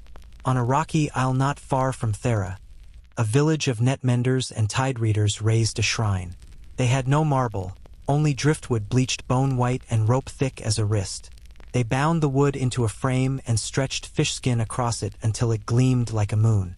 At dusk, the old women braided shells into garlands and the children painted small spirals, the sign of a conch they had never seen, on smooth stones. They didn't know the prince's name. They called him simply the listener. Triton watched from the lee of a reef as they gathered. A thin boy with salt-cracked lips stepped to the tide line, holding a toy boat whittled from olive root. "For my father," he said shyly, placing it on the water. The tide took it, then returned it, circling his ankles as if testing a promise. He laughed, one bright, ordinary sound, and for the first time since Atlantis, the god felt something lift inside his chest. The shrine drew travelers. Sailors diverted their routes to float within sight of its crooked frame. Some tied knots in their ropes for luck, then untied them when they reached safe harbor, a ritual of release. Others pressed their foreheads to the gunwale and breathed with the waves until fear loosened its grip. A few, too proud for prayer, lingered in silence anyway, letting the ocean settle them. Triton did nothing. He kept the water round and honest, resisting the old habit to help. The stillness taught mortals how to stand on their own. And yet, devotion has a way of calling what it loves. One evening, a procession arrived, 3 boats, low in the water from the weight of offerings. In the middle boat, wrapped in linen, lay a body, a fisherman who had not returned from a storm in time, his arms curled as if still hauling a net in his sleep. At the bow knelt his wife, knuckles white, eyes dry only because grief had not yet figured out how to be rain. Beside her, a girl of 12 held a conch no bigger than her palm and traced its lip with a trembling thumb. "He listened," she whispered. "Please let the sea listen back." Triton's hand tightened around his own shell. He told himself no. He told himself the ocean must learn to be kind without command. But the boat drifted wrong. Just wrong enough that the current would ground it against black rock before the last farewell could be spoken. He closed his eyes, breathed once, and nudged the smallest eddy with the smallest thought. The boat swung a hand's width wider and slid past the hazard like a sigh finding its way out. No one saw the god, but everyone felt the rightness. The wife's breath loosened. The girl pressed her toy conch to her ear and listened, the way children do when they want a secret to have a voice. In the shallows, the village priest lit a bowl of oil. Its flame walked the water, then settled near the body as if agreeing to keep watch. The tide lifted, lowered, and returned what the sea had kept. The widow's hands shook as she touched his brow. "Thank you," she said to the ocean. Words so soft even the wind bowed to carry them. From that night, stories changed. Not of gods who demanded, but of a presence that waited and remembered. Sailors carved spirals into the handles of their oars. They spoke to the waves before setting nets, not to demand a catch but to promise respect. When storms gathered, they did not shout at the sky. They tidied the ropes, checked the knots, and said aloud the names of those they loved, as if love itself were ballast. The name Triton surfaced rarely. Gratitude does not always need an address. Far from that island, on a city quay of sun-baked stone, a scholar placed a bronze disc on her table. It had been dredged from a shoal where ruins slept, its face etched with concentric spirals. She turned it, puzzled, then held it to a shell. An experiment, not a prayer. The shell sang. Not music, not words. More like a memory warming in her hand. She wrote in neat script, "The sea speaks when we listen with an object shaped like its motion." She did not know she had named a god by accident and exactly. Whispers crossed markets and monasteries, passed from pilot to priest, from widow to child. A rule took form, light as spray, durable as rope. The tide keeps what we do not honor. It returns what we release. It changed small things first. Men who had taken more than they needed began leaving fish on the rocks for those who could not row. Waste floated less often in the harbors. Songs grew quieter, deeper, made to match the pace of oars. Triton visited each place in the same way, seen by none, felt by many. In a northern inlet where the water steamed in winter, he steadied ice so a boy could cross with bread for a neighbor. In a coral labyrinth, he bent a current to rethread a lost diver through a maze of limestone lungs. On a black beach where grief had sharpened every rock, he lifted the smallest wave to smooth the shore into something a mother could walk without bleeding. Each act left no mark but memory, and memory did the rest. News of these mercies, always faceless, always precise, reached Olympus late, as such news always does. Gods hear prayers like thunder but gratitude like mist. Zeus dismissed it as sea weather. Hera called it sentiment. Only Amphitrite smiled to herself, counting blessings the way others count stars. Poseidon said nothing. Silence can mean assent, can also mean a storm is measuring where to land. One night, as the moon slipped thin as a fishbone through cloud, Triton returned to the shrine. Low tide had left a crescent of wet sand shining like a healed wound. The thin boy was there again, taller now, carving tiny spirals into driftwood and selling them for a handful of olives. When a sailor could not pay, the boy waved it off. "The sea already did," he said. Triton felt pride like a tide inside his ribs, rising, rising, and let it wash past without claiming it. He lifted the conch and almost played. Not command, not miracle, just a note to bless what mortals had begun to build between themselves. He stopped. The girl with the palm-sized shell, older, fierce-eyed, had raised hers first. She breathed a small, sure breath.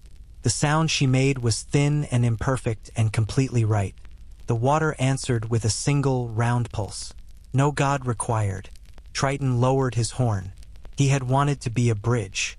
Perhaps a mirror was enough, showing the sea what kindness looked like until it could recognize its own reflection. Behind the horizon, something turned in the deep. The old voices did not speak. They waited. Memory had woken compassion. History rarely stops there. Prophecy rarely begins as thunder.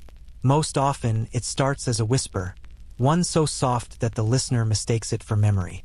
Across the Aegean, such whispers had begun to travel again, threading through harbors and temple corridors, riding the breath of night waves. They spoke of a sound beneath the sea, older than the gods, patient as the tide itself.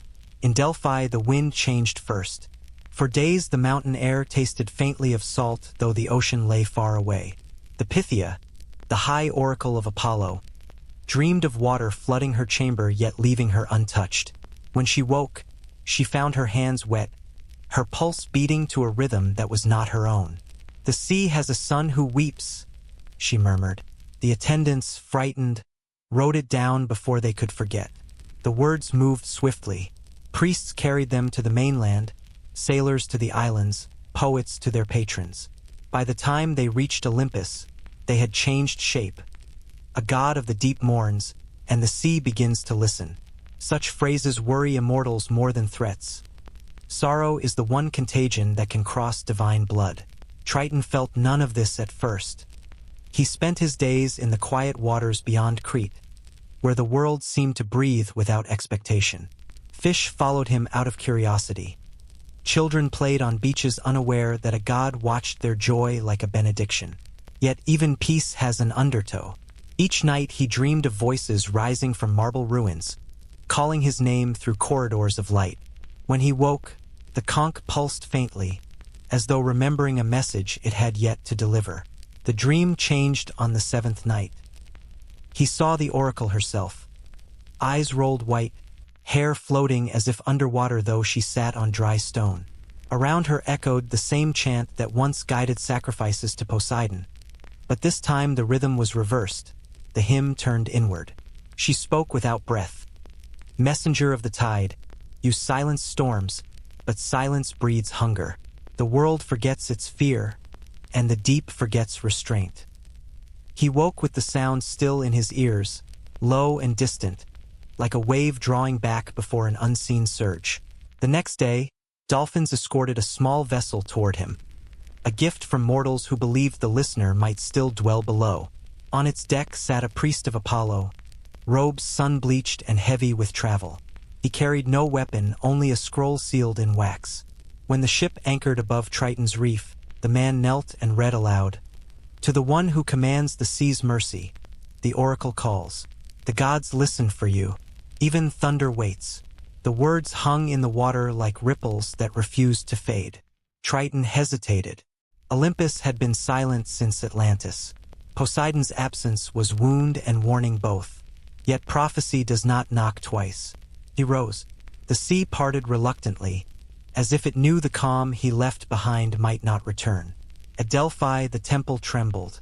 Mist climbed the columns in long spirals, and the bronze tripod where the oracle sat rattled against the stone. When Triton entered, the air bent around him. Even fire seemed to burn slower in his presence. The Pythia lifted her head.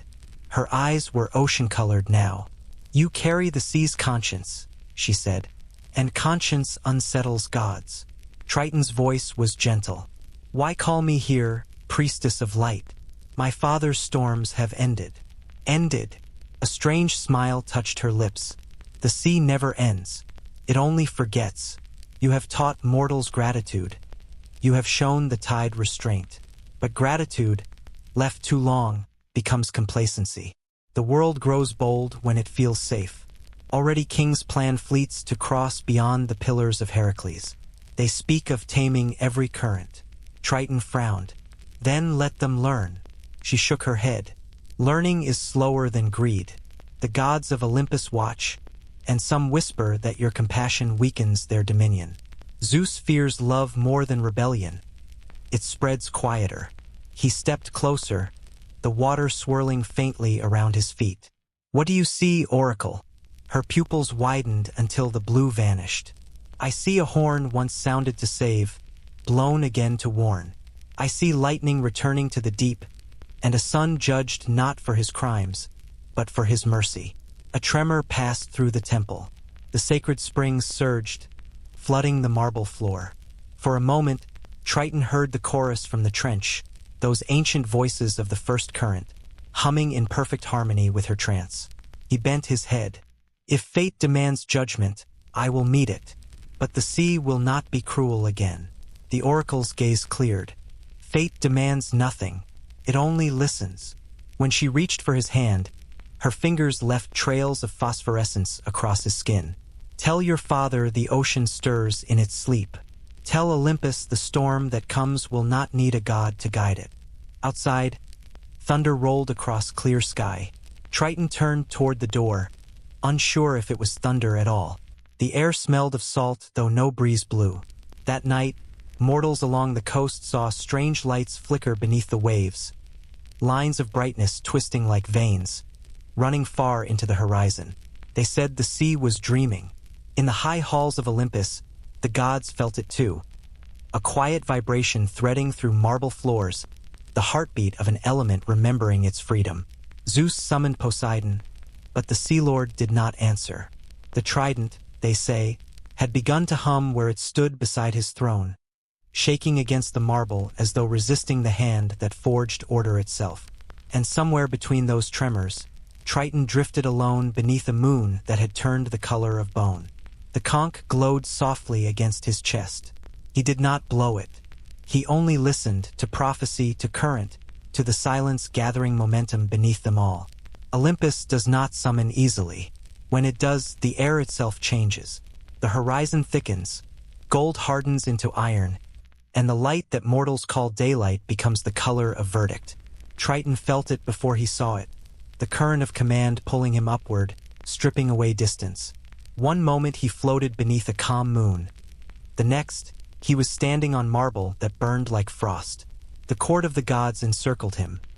24 thrones set in a ring, each taller than a ship's mast, each occupied by a being older than law. At the highest seat sat Zeus. His eyes held the sky's brightness without mercy. Around him shimmered Hera's composure, Athena's measured calm, Apollo's uneasy radiance.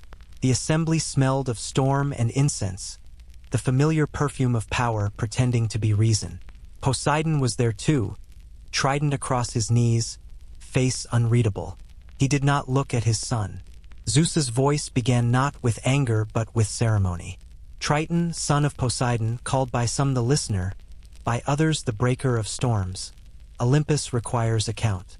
The words echoed through the hall like hammers on stone. Triton bowed his head slightly. I will answer. Athena's voice cut clean through the murmur. You acted against divine decree. You defied your father's command in Atlantis. You raised the conch in opposition to Olympus's order. I saved lives, Triton said quietly. Lives taken by decree, Hera countered. When gods speak, the world moves. To stay that movement is rebellion. He met her gaze. Then perhaps the world should not move at the pace of cruelty. A low stir ran through the thrones. Even Apollo leaned forward, interest eclipsing fear. Zeus lifted a hand and silence returned, thick as thunder waiting to fall. You speak as though the sea were yours to pity. It is not mine, Triton said. It is itself. Zeus's brow darkened. And yet it obeys your horn. It listens, Triton corrected, as any living thing listens when it is spoken to gently. The hall brightened suddenly, light without warmth, a flare of divine irritation. Gently, Zeus repeated. You would tame the elements with kindness? Triton's answer was simple. If strength makes fear, it is only half a god's duty.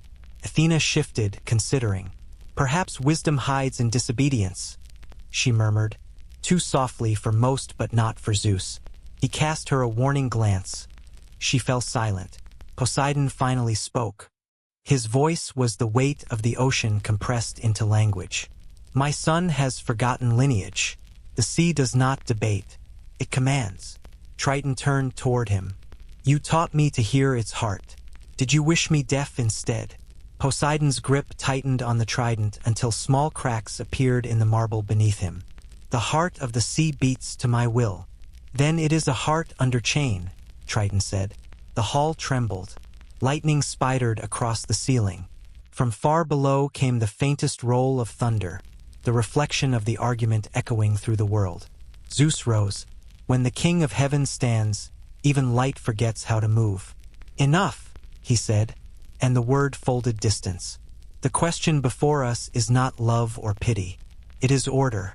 A world that pities disobedience invites collapse. Triton, you have set compassion against command. The law cannot hold both.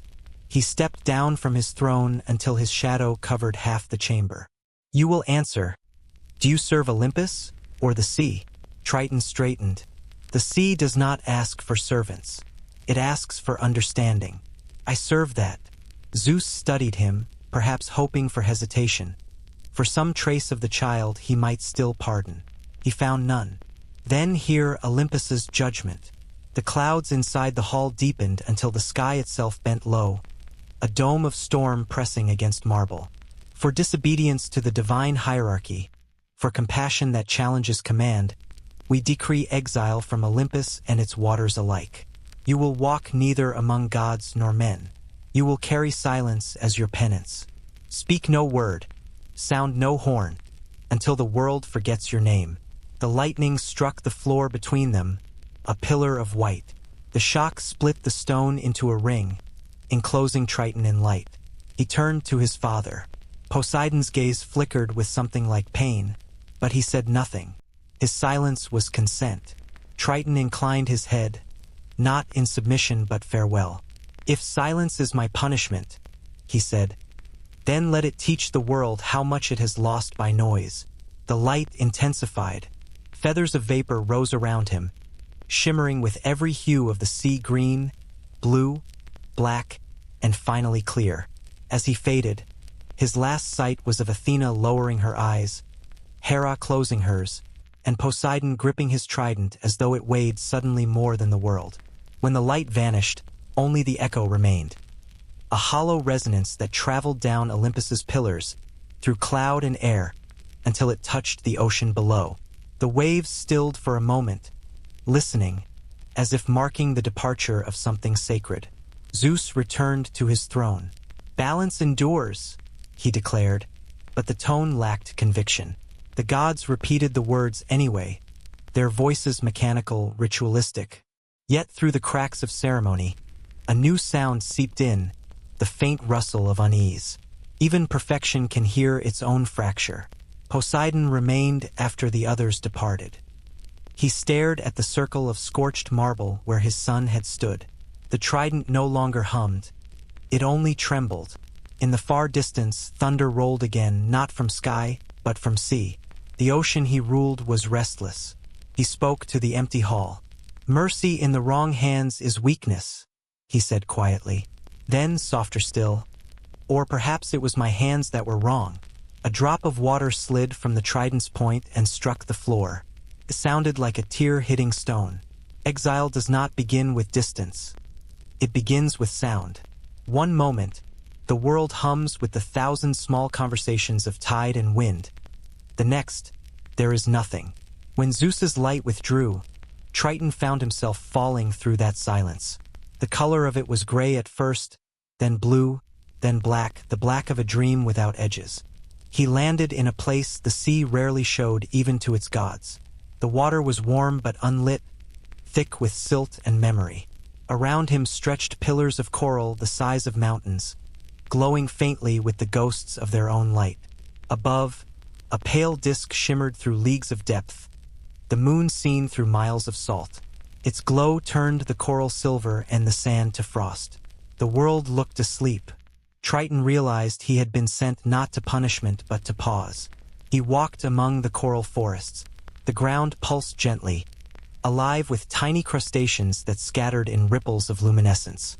In the quiet, his own heartbeat sounded enormous. He tried to speak, to test whether his voice still carried, but the decree of Olympus had been thorough. No sound left his throat. His breath came out as bubbles that broke before they reached the surface. The conch at his side glowed faintly, as though aware of the silence it was forbidden to break. He ran a hand over its shell, tracing the spiral. It seemed smaller now, less like an instrument of power, more like a memory of one. Days passed, or what passed for days in a place without sunrise.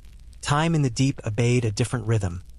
The slow blooming of phosphorescent plankton, the turning of the coral toward unseen currents, the brief flash of a giant fish's eye before it vanished again. Triton learned to measure hours by the pulse of the sea's veins. Loneliness grew teeth. He began to see faces in the shimmer of the reef. Mortals he had saved, mortals he had failed. They looked at him without accusation, yet their stillness accused enough. He wanted to speak to them, but speech was gone. The silence had become his skin. At first, he mistook a tremor for memory, a vibration running through the coral, gentle but insistent. Then he realized it was a song, Not words, currents. The reef was singing to itself, each creature releasing a tiny note that joined the next, building into a rhythm that traveled the skeleton of the sea. It was life speaking softly to life. For the first time since Olympus, Triton smiled. He began to listen differently, not as a god hearing prayers, but as a wanderer overhearing meaning. He learned the click language of shrimp, the low drum of whales echoing through the abyss, the sharp pulse of squid communicating in ink and light. The ocean was not mute.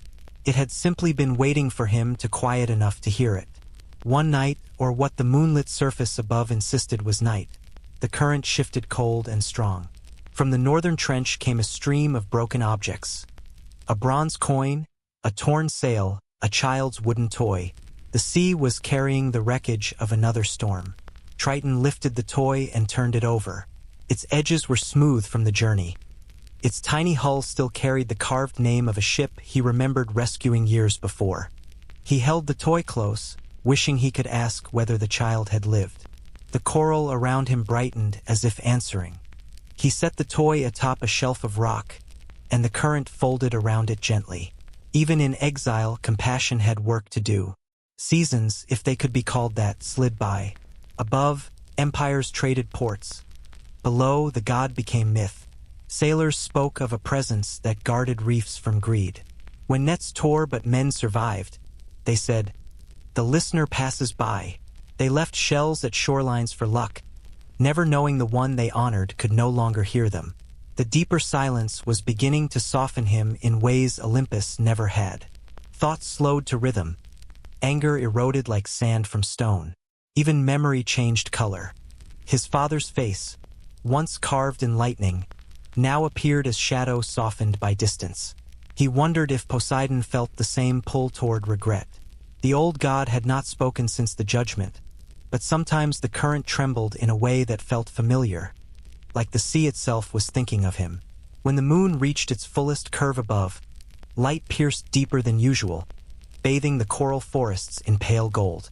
Triton looked up, and for a heartbeat the reflection of that light gathered around him, turning his form almost transparent.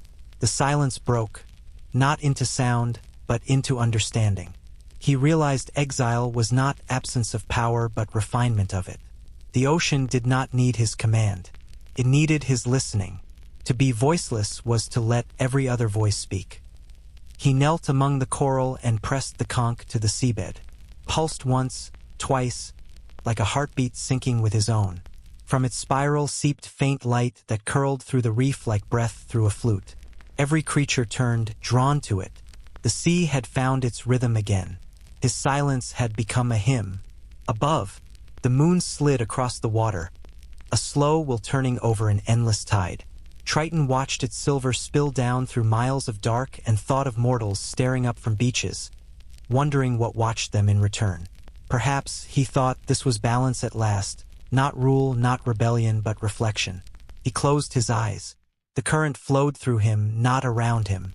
The ocean's old song, the one that began before Poseidon, before Olympus, rose through the coral, through his hands, through the horn he would not blow. It was the sound of life continuing. Far above, where the waves kissed the night air, the faintest ring of bubbles broke the surface, soft, rhythmic, almost like breath.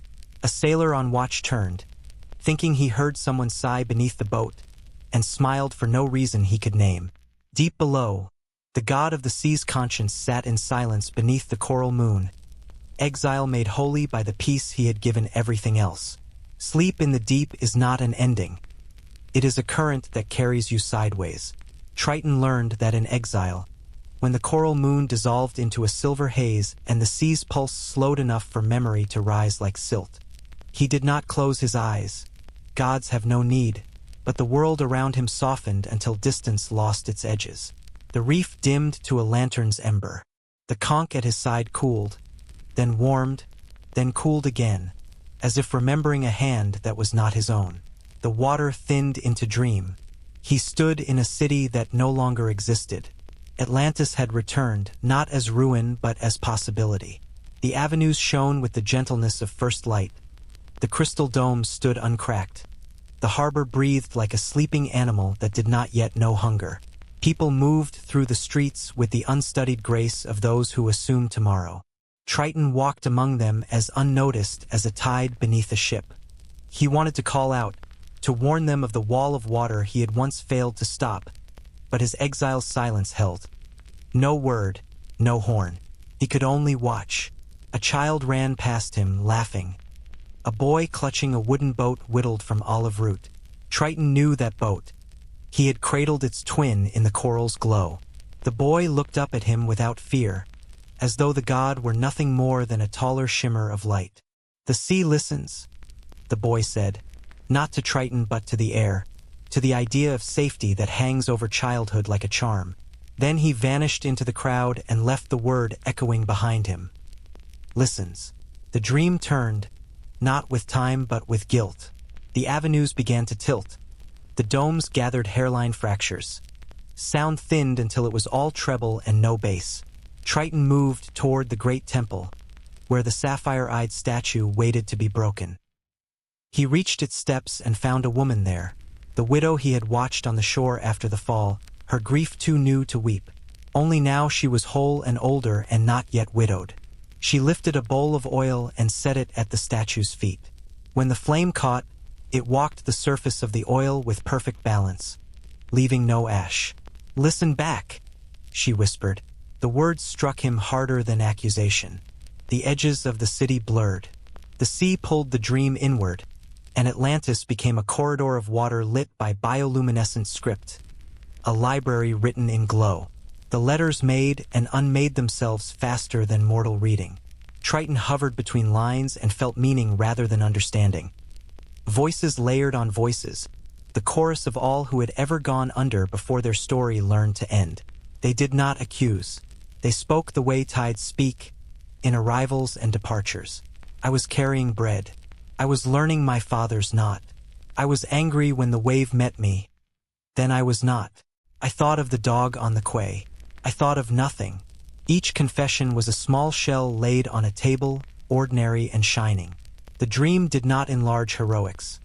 It enlarged the human scale, where rescue and ruin weigh the same in the second before they choose. Was it punishment? Triton asked without sound.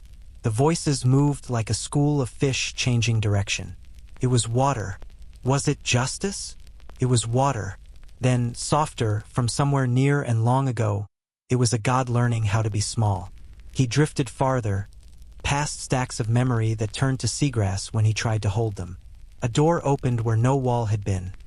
A circle of darker water rimmed with pale light, the exact shape of his father's trident pressed into stone and then withdrawn. He entered. Here was no city, no library, no him. Here was a shore at night, the surf arranging itself into slow patterns like a mind deciding what to say. Nereus stood ankle-deep in the breaking foam, as if she had always belonged to both solid and salt. "Dreams are the only courts that never close," she said without moving her lips. "They try us for what we are and acquit us for what we hope to be." "I was judged already," Triton answered in thought. "By Olympus," she said, "not by the drowned. They have no throne to defend." Her gaze held him kind, unafraid. "What do you hear when you hear them?" "Not anger," he said. "Not even the word why. Only the sound of lives that wanted to continue." Nereus knelt and pressed her palm to the sand. The foam furred around her fingers, and light spilled from beneath. Scenes sketching themselves in thin fire. A fisherman choosing between one more throw of the net and going home to warm bread. A girl tracing a spiral on a shell and smiling as if the shape itself were a secret door. An old man cutting a knot loose rather than saving the rope. "They are not waves," Nereus said. "They are decisions." "Then why does the sea take them?" Triton asked. "Why does it forget its mercy when the sky shouts?" She lifted her hand. The images faded, leaving only clean dark. "Because your father taught it that fear is a kind of order. Because the gods like laws they can lift like tridents. Because you are teaching it something else, and unlearning is always violent." He wanted to believe that was enough, that patience could be justice. But the dream had further work. The corridor of water returned, this time narrower, the glow dimmer. Far away, a bell rang. The same buoy note he had heard in Atlantis after the crash. One honest sound. The drowned voices gathered themselves into a single question that did not sound like a question. If the sea remembers us, what should it do with the memory? The answer rose through Triton before he knew he'd chosen it. Not command, not law, practice. He extended his hand, and the conch appeared within it, dreamlight, the spiral uncracked. He did not blow. He held it out the way a host offers a seat. The horn's glow slid along its whorls and spilled into the water, thin and warm. Wherever the light touched, the dream slowed. The moments before drowning lengthened by a breath. In that margin, just the size of a question, choice revived. The rope cut in time, the keel angled, the step paused, the second sighted. Not miracle, margin. The chorus softened. Some fragments unspooled and tied themselves to futures Triton could not see.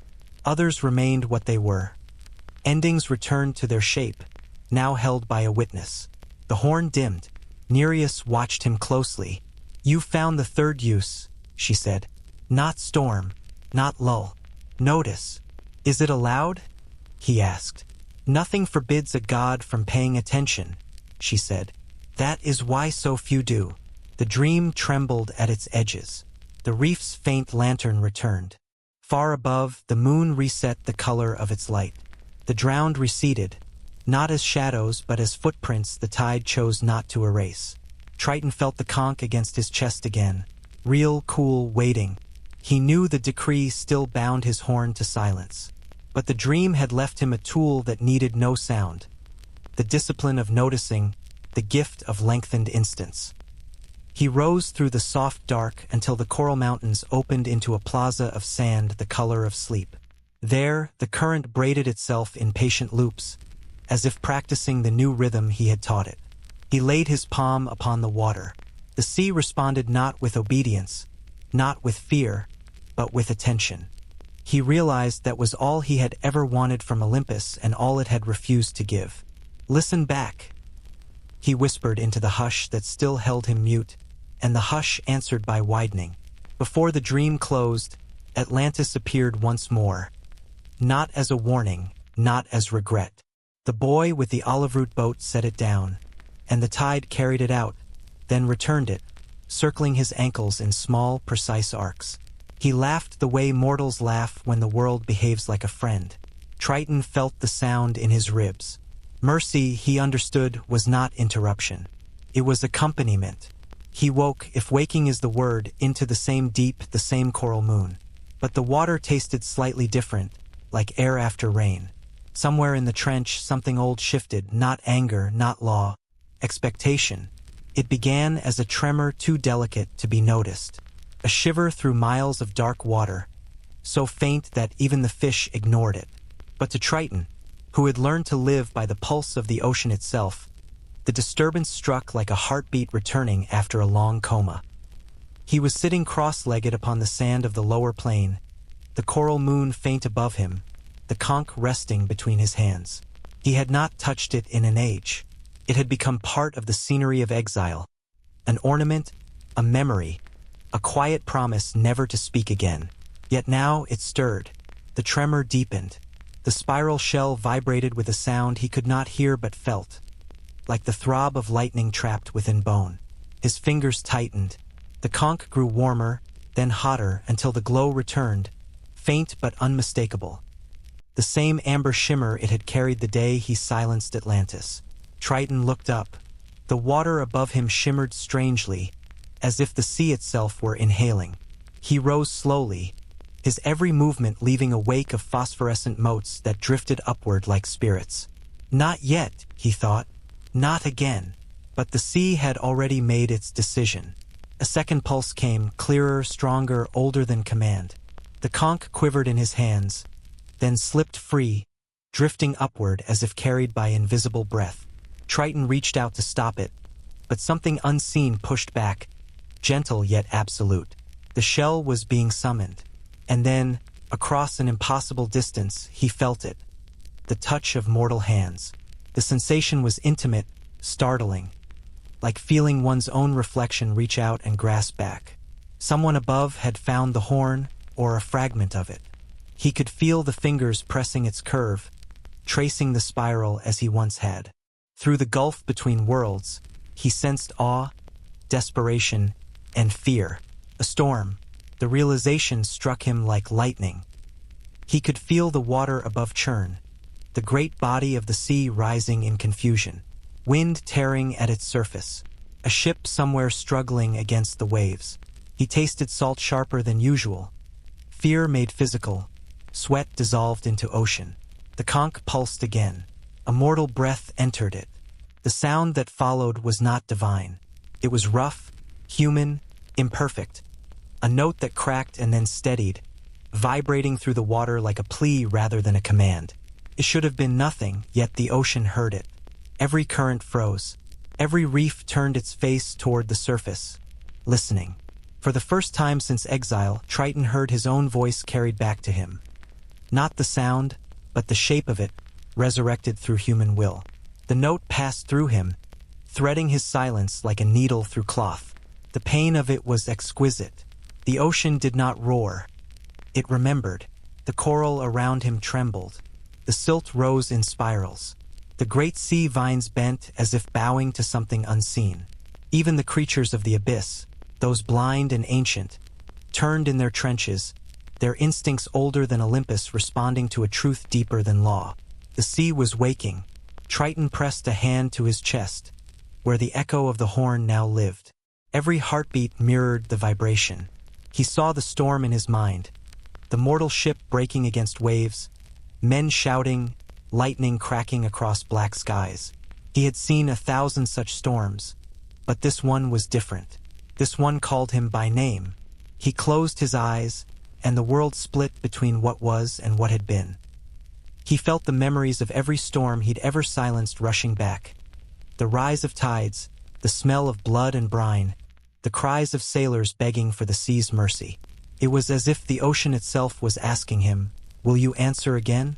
But Zeus's decree echoed too. Speak no word, sound no horn, until the world forgets your name. Had the world forgotten? The question burned. He had lived so long in silence that he no longer knew whether obedience or compassion defined him. But above, a mortal heart had dared to call through the centuries, and the sea had answered. The conch drifted back toward him, glowing brighter now, spinning slowly in the current. His hum matched his pulse. Triton reached out, but his hand shook. To touch it again was to risk everything. His exile, his vow, perhaps the fragile peace the ocean had learned under his quiet watch. He hesitated. Then he felt the next breath, the mortal's second attempt. The note was clearer, desperate, filled with belief. A belief not in gods, but in the sea's capacity to forgive. It pierced him more deeply than any command from Olympus ever could. Triton exhaled once, a long, slow release that carried centuries of silence with it. The conch turned in his direction, waiting. He reached forward, closed his fingers around its body, and for the first time since Atlantis, lifted it to his lips. The moment stretched into eternity. When he blew, the sound did not thunder. It began as a sigh, a low, steady tone that wrapped itself around the deep, rising through layers of water like light through mist. It was not a god's call to power, but a promise. I hear you. Above, the storm stilled.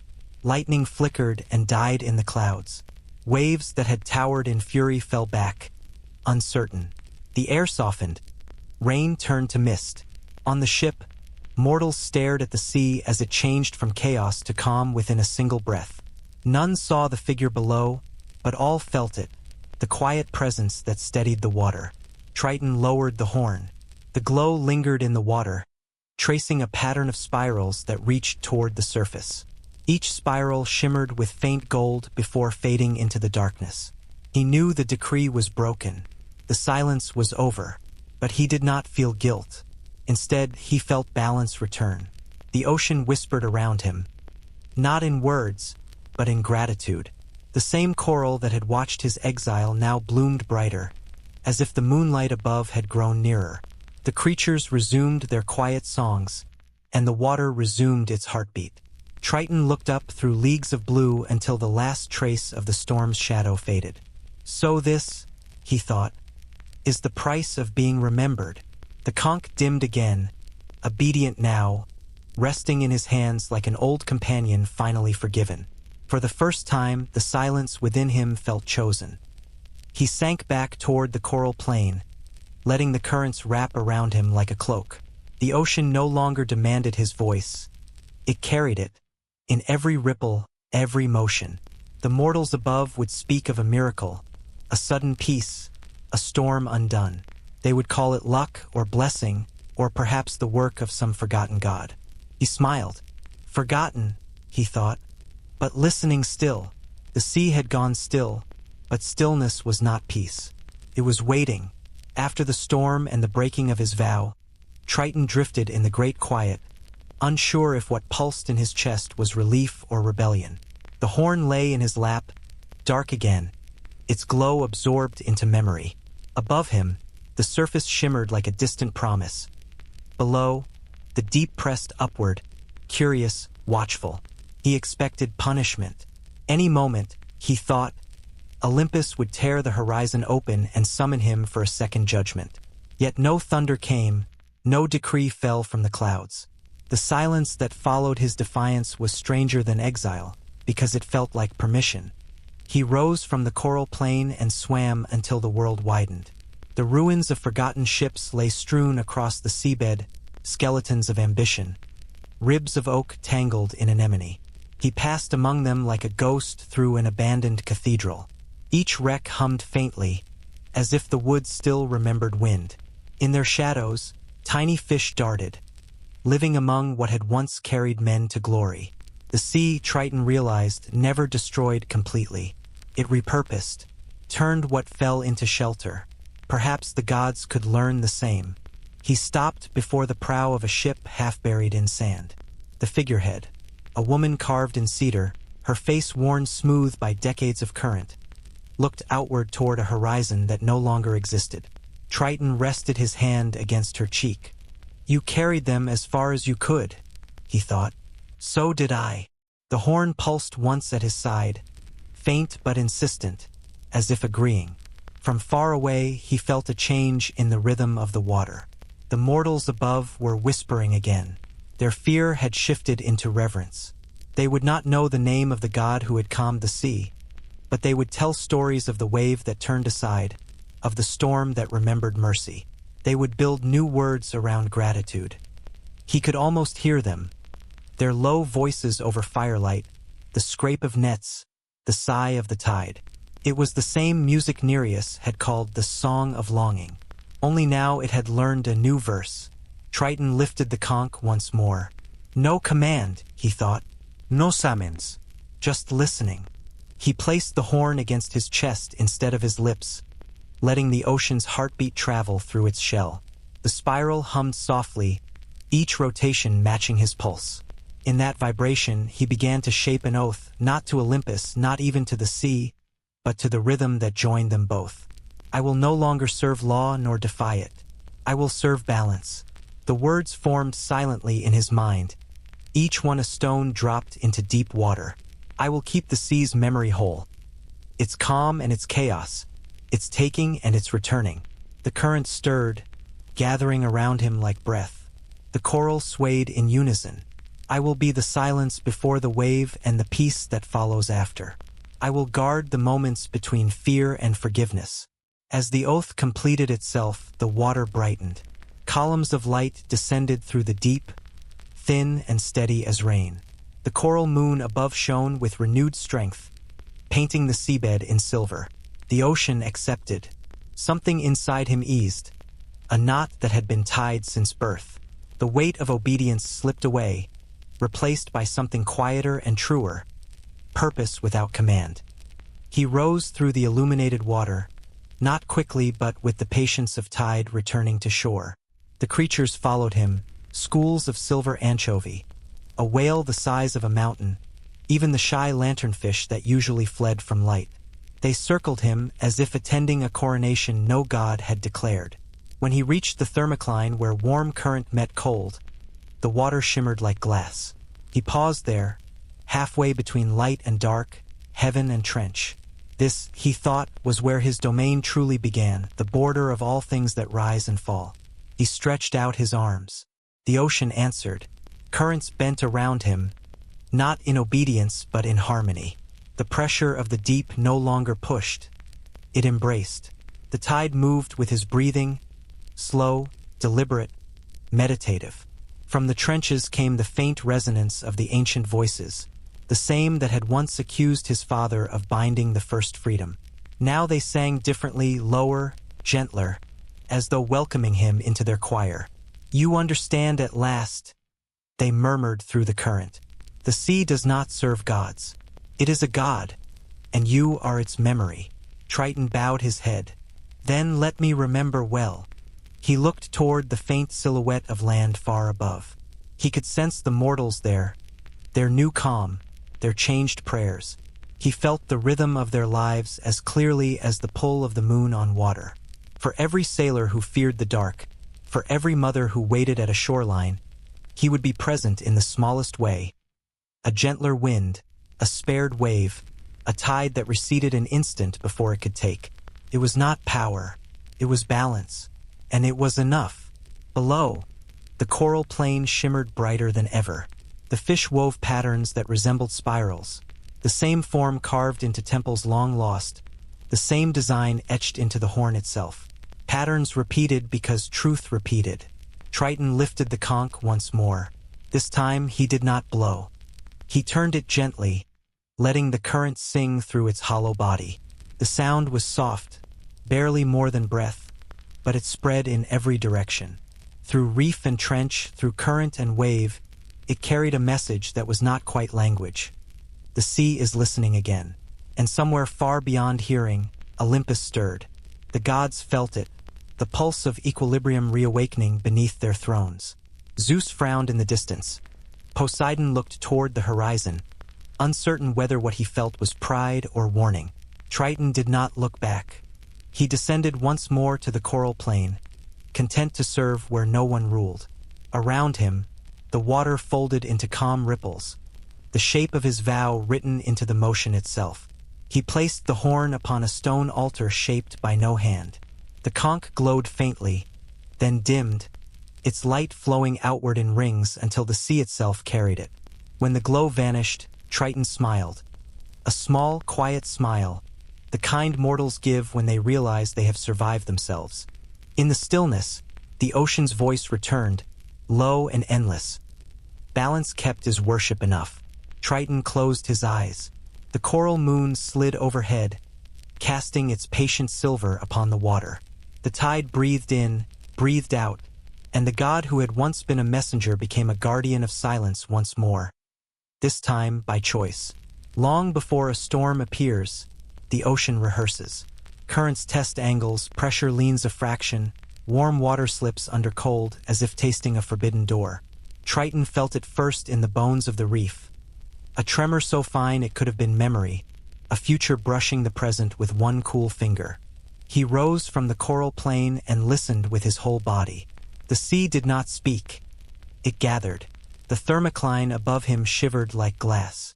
Far to the west, heat pooled across a pane of water wide as empires. To the south, a river in the sea ran faster, its blue turning knife-bright. The winds, he could feel them through the skin of the waves, lost their quarrels and agreed on one direction. Nothing yet had a name, but the nameless pressed outward like lightning inside a cloud. Triton set his palm against the current. Not law, he told himself. Balance. His new oath was a quiet thing, too humble for Olympus, too patient for legend. But this was no ordinary squall that thanked patience. Pressure fell. The seabed thrummed. The long, slow muscles of the world flexed.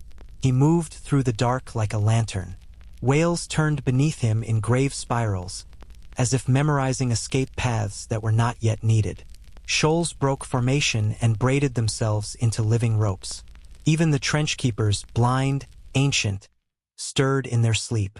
The ocean's memory lifted like a tide in a narrow cove, rising fast once it began. On the horizon of water he could not see but could sense. Mortals were busy. Lines were coiled. Shutters were tied. Prayers were fitted to mouths used to shouting. He did not look up. He had learned that the sea answers best when it is treated as a partner, not a stage. He looked inward to the engine room of tides. At the edge of the abyss, he met the first of the storm's scouts. They were not creatures. They were shapes of force, columns of rotating water, clear as thought, indifferent as physics. He drifted among them as a shepherd moves through his flock, though these lambs wore teeth. Each spiral carried a different hunger, one for heat, one for height, one for the spine of the wind. When they brushed him, he tasted copper on his tongue. This is no lesson, he thought. This is reach. The storm to come was not punishment, not even anger. It was the world remembering how much power it still possessed without gods. His first instinct was old and fierce. Raise the horn, command the currents outward, tear the engine apart before the gears could lock. But he had sworn a new oath. Command breaks, balance bends. If he shattered this, the sea would learn again to fear its own restraint. He exhaled and tried the subtler craft. He skimmed along a boundary where warm water piled like coins against a shelf of cold. With 2 fingers he pressed. The shelf tilted a fraction. 1,000 miles away, a line of clouds would, hours hence, discover it could not stack as high. He turned and threaded a notch through a deep flow, opening a narrow corridor for energy to bleed. The corridor ran black and invisible through blue. Somewhere later, a gust would arrive 2 beats too late to join the choir. The ocean answered with a complex chord. Less tension, more motion. Not safety, possibility. Triton let the chord spread. He did not stop the storm. He gave it another shape to choose. But the storm was talented. Heat fed height. Height taught wind. Wind trained waves. The sea's skin grew slick and fast. A mirror the sky wanted to shatter. In the darkness beneath, he felt the weight of the atmosphere descend like a god sitting down. He swam deeper into the old choir. The voices of the first current, those that had once accused Poseidon of chaining freedom, rose from the trench with a music that could have been warning or welcome. You learned listening, they murmured. Now learn patience under pain. Pain came on schedule. The pressure spiked. His ears rang with harmonics the conch remembered too well. He saw the ghost of Atlantis in every spiral, the curve of a wave that wished to become a wall. Memory is a kind of gravity. He had to lean against it with all the small choices in his power. He laid his hand upon a ridge of basalt and sent a ripple along it. Hidden faults shifted. Heat vented in thin silver curtains. A sliver of the storm's appetite sank into stone where it would cool into geology, not fury. Above, a gust misfired. A line of cloud broke rank like soldiers suddenly remembering home.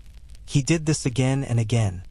A degree here, a half knot there, a seam opened, a seam sewn. Balance is 1,000 mercies the world will never notice. He noticed them for it. Hours or days folded. The sea became a great machine singing in one note.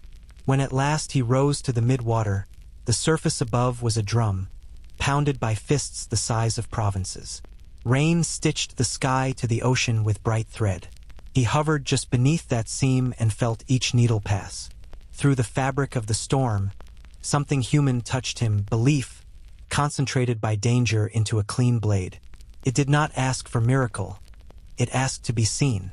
He did not answer with the horn. He answered with the craft he had learned in dreams. Noticing made action. He widened 3 heartbeats along the path of a wave that would have broken wrong. He slowed the right-hand edge of a gust, convincing it to argue with its middle. He leaned a tide backward by a handspan to buy a harbor one more breath. None of these were visible. All of them mattered. Balance accumulates. Still, the storm crowned. It became a moving country, bordered by lightning, ruled by low pressure, its citizens the billions of drops that chose together. Triton entered its court. At the center, where wind had no direction because it had all directions, he found the eye. It was blue and it was terrible. Not because it was violent, but because it was calm. Calm that took, not gave. The ocean there felt like an emptied amphitheater waiting for verdict. He hovered and heard nothing. No choir, no trench, no memory at all. Only the pause that follows a question the world is afraid to ask. He raised the conch, not to blow, to place it at the eye's exact center, spiral upward, mouth down, as one sets a lens on a page. The shell drank the hush. Its ridges caught the edge of the silence and bent it. The eye dilated. Around the ring, bands of cloud shuddered, their perfect geometry disturbed by a flaw small as a grain of salt and decisive as a seed. The storm blinked. A wobble ran through it, the slightest tick against inevitability. The eye lost a degree of symmetry. Out along the bands, vorticity met doubt and decided not to marry. The great machine stayed great, but it stopped being single. Its will frayed into choices. Triton retrieved the horn. He had not broken his vow. He had used the silence inside it as a tool. He smiled. A faint upward tilt the fish understood. Below him, the deep exhaled. Heat sank. Above him, a wall of rain softened into sheets. Somewhere far to the north, a ship at the edge of ruin found itself no longer at the edge. Somewhere west, a cliff kept its shape. Somewhere east, a mother who had stayed awake measuring wind with her breath discovered she could sleep because the house had stopped making the bad sound. The storm went on. It was still the storm of an age. Forests would lean, coasts would redraw, histories would add a chapter. But the age would also keep its children. Triton sank back toward the dark, light climbing his shoulders like slow gold. His arms ached with labor no eye could see. Balance is heavier than wrath. It must be lifted constantly. He let the current carry him toward the coral plain, head bowed as if under a crown he had never wanted. In the distance, the voices of the first current sang not triumph, not lament, recognition. Keeper of the middle, they named him. He felt the name settle where oaths live. The storm moved on, enormous and imperfect, which is to say survivable. The sea resumed its ordinary conversation with wind, the old quarrel that keeps the planet honest. Triton closed his fingers around the conch and felt it cool. The spiral hummed once, the sound of a tool that knows it has been used correctly. After the storm, the sea slept for a long time. Waves breathed evenly. The salt lost its bitterness. To mortals, it looked like mercy had returned to water. To Triton, it felt like the hush after a great confession. The ocean, exhausted by its own restraint, whispered along the coasts in a slower dialect, as though relearning speech. He drifted near Crete's southern shore, where cliffs cupped the sea like a hand half-closed in prayer. Here, the water ran clear enough to reflect the clouds exactly, sky imitating sea, sea imitating sky. On those cliffs stood a palace of limestone and wind, Knossos reborn, rebuilt over centuries of sand. And within it lived a queen who dreamed of the sea every night though she had never sailed. Her name was Aelda, mortal, born of no divine blood, yet touched by the kind of curiosity that frightens temples. In her dreams she stood upon a shore of glass and watched a figure rise from the depths, not to threaten but to listen. Each morning she woke with her pillow damp with salt and her heart pacing to a rhythm she could not name. Triton felt her dreams long before he saw her. They entered the water as ripples of longing, a mortal's mind brushing the edges of divinity. He followed them as a dolphin follows warmth, half drawn, half afraid. When he reached the bay below her palace, the current bent around him, eager as a rumor. He rose toward the surface and saw her for the first time. Aelda stood barefoot on a ledge above the tide, veil undone, hair moving like a banner of bronze. She was not beautiful in the way poets describe royalty. She was beautiful in the way storms end. Quiet, astonished, alive. She looked down into the water and spoke softly, as if greeting an old friend. "You hear, don't you?" she said. "I keep waking to your song." Triton hesitated. The gods had often visited mortals, but always to take, never to listen. He could not risk Olympus noticing him. Yet the echo of her voice threaded through the current like light through kelp. When he answered, it was without words. He let the tide rise just enough to wet her feet. She gasped, laughed once, pure sound, and whispered, "Then I'm not mad." From that night onward, she came to the shore at dusk. She told the waves her thoughts as one tells secrets to fire, things too small for politics, too heavy for sleep. She spoke of ruling a kingdom that wanted to forget its myths, of priests who counted offerings but not prayers. And the sea listened. Triton listened. When she wept, the tide rose to hide it. When she smiled, the surface scattered gold. Weeks passed in that unspoken communion. No miracle announced it, no temple recorded it. Yet both were changed. Her rule grew calmer, her judgments fairer, as if guided by an unseen metronome. And Triton, who had once thought compassion and command could never share a breath, began to feel something unfamiliar, connection that did not demand worship. One evening, clouds gathered low over Crete, heavy with rain that did not fall. Aelda stood again at the edge, cloak whipping around her ankles. "They say Poseidon is restless," she murmured to the sea. "That storms will return because men have forgotten fear. Tell me, should I fear you?" Triton rose within the shallows until the water touched her knees. His form shimmered beneath the surface, uncertain between man and current. The conch glowed faintly at his side, the mark of his divinity. Aelda knelt, eyes wide, but not in terror.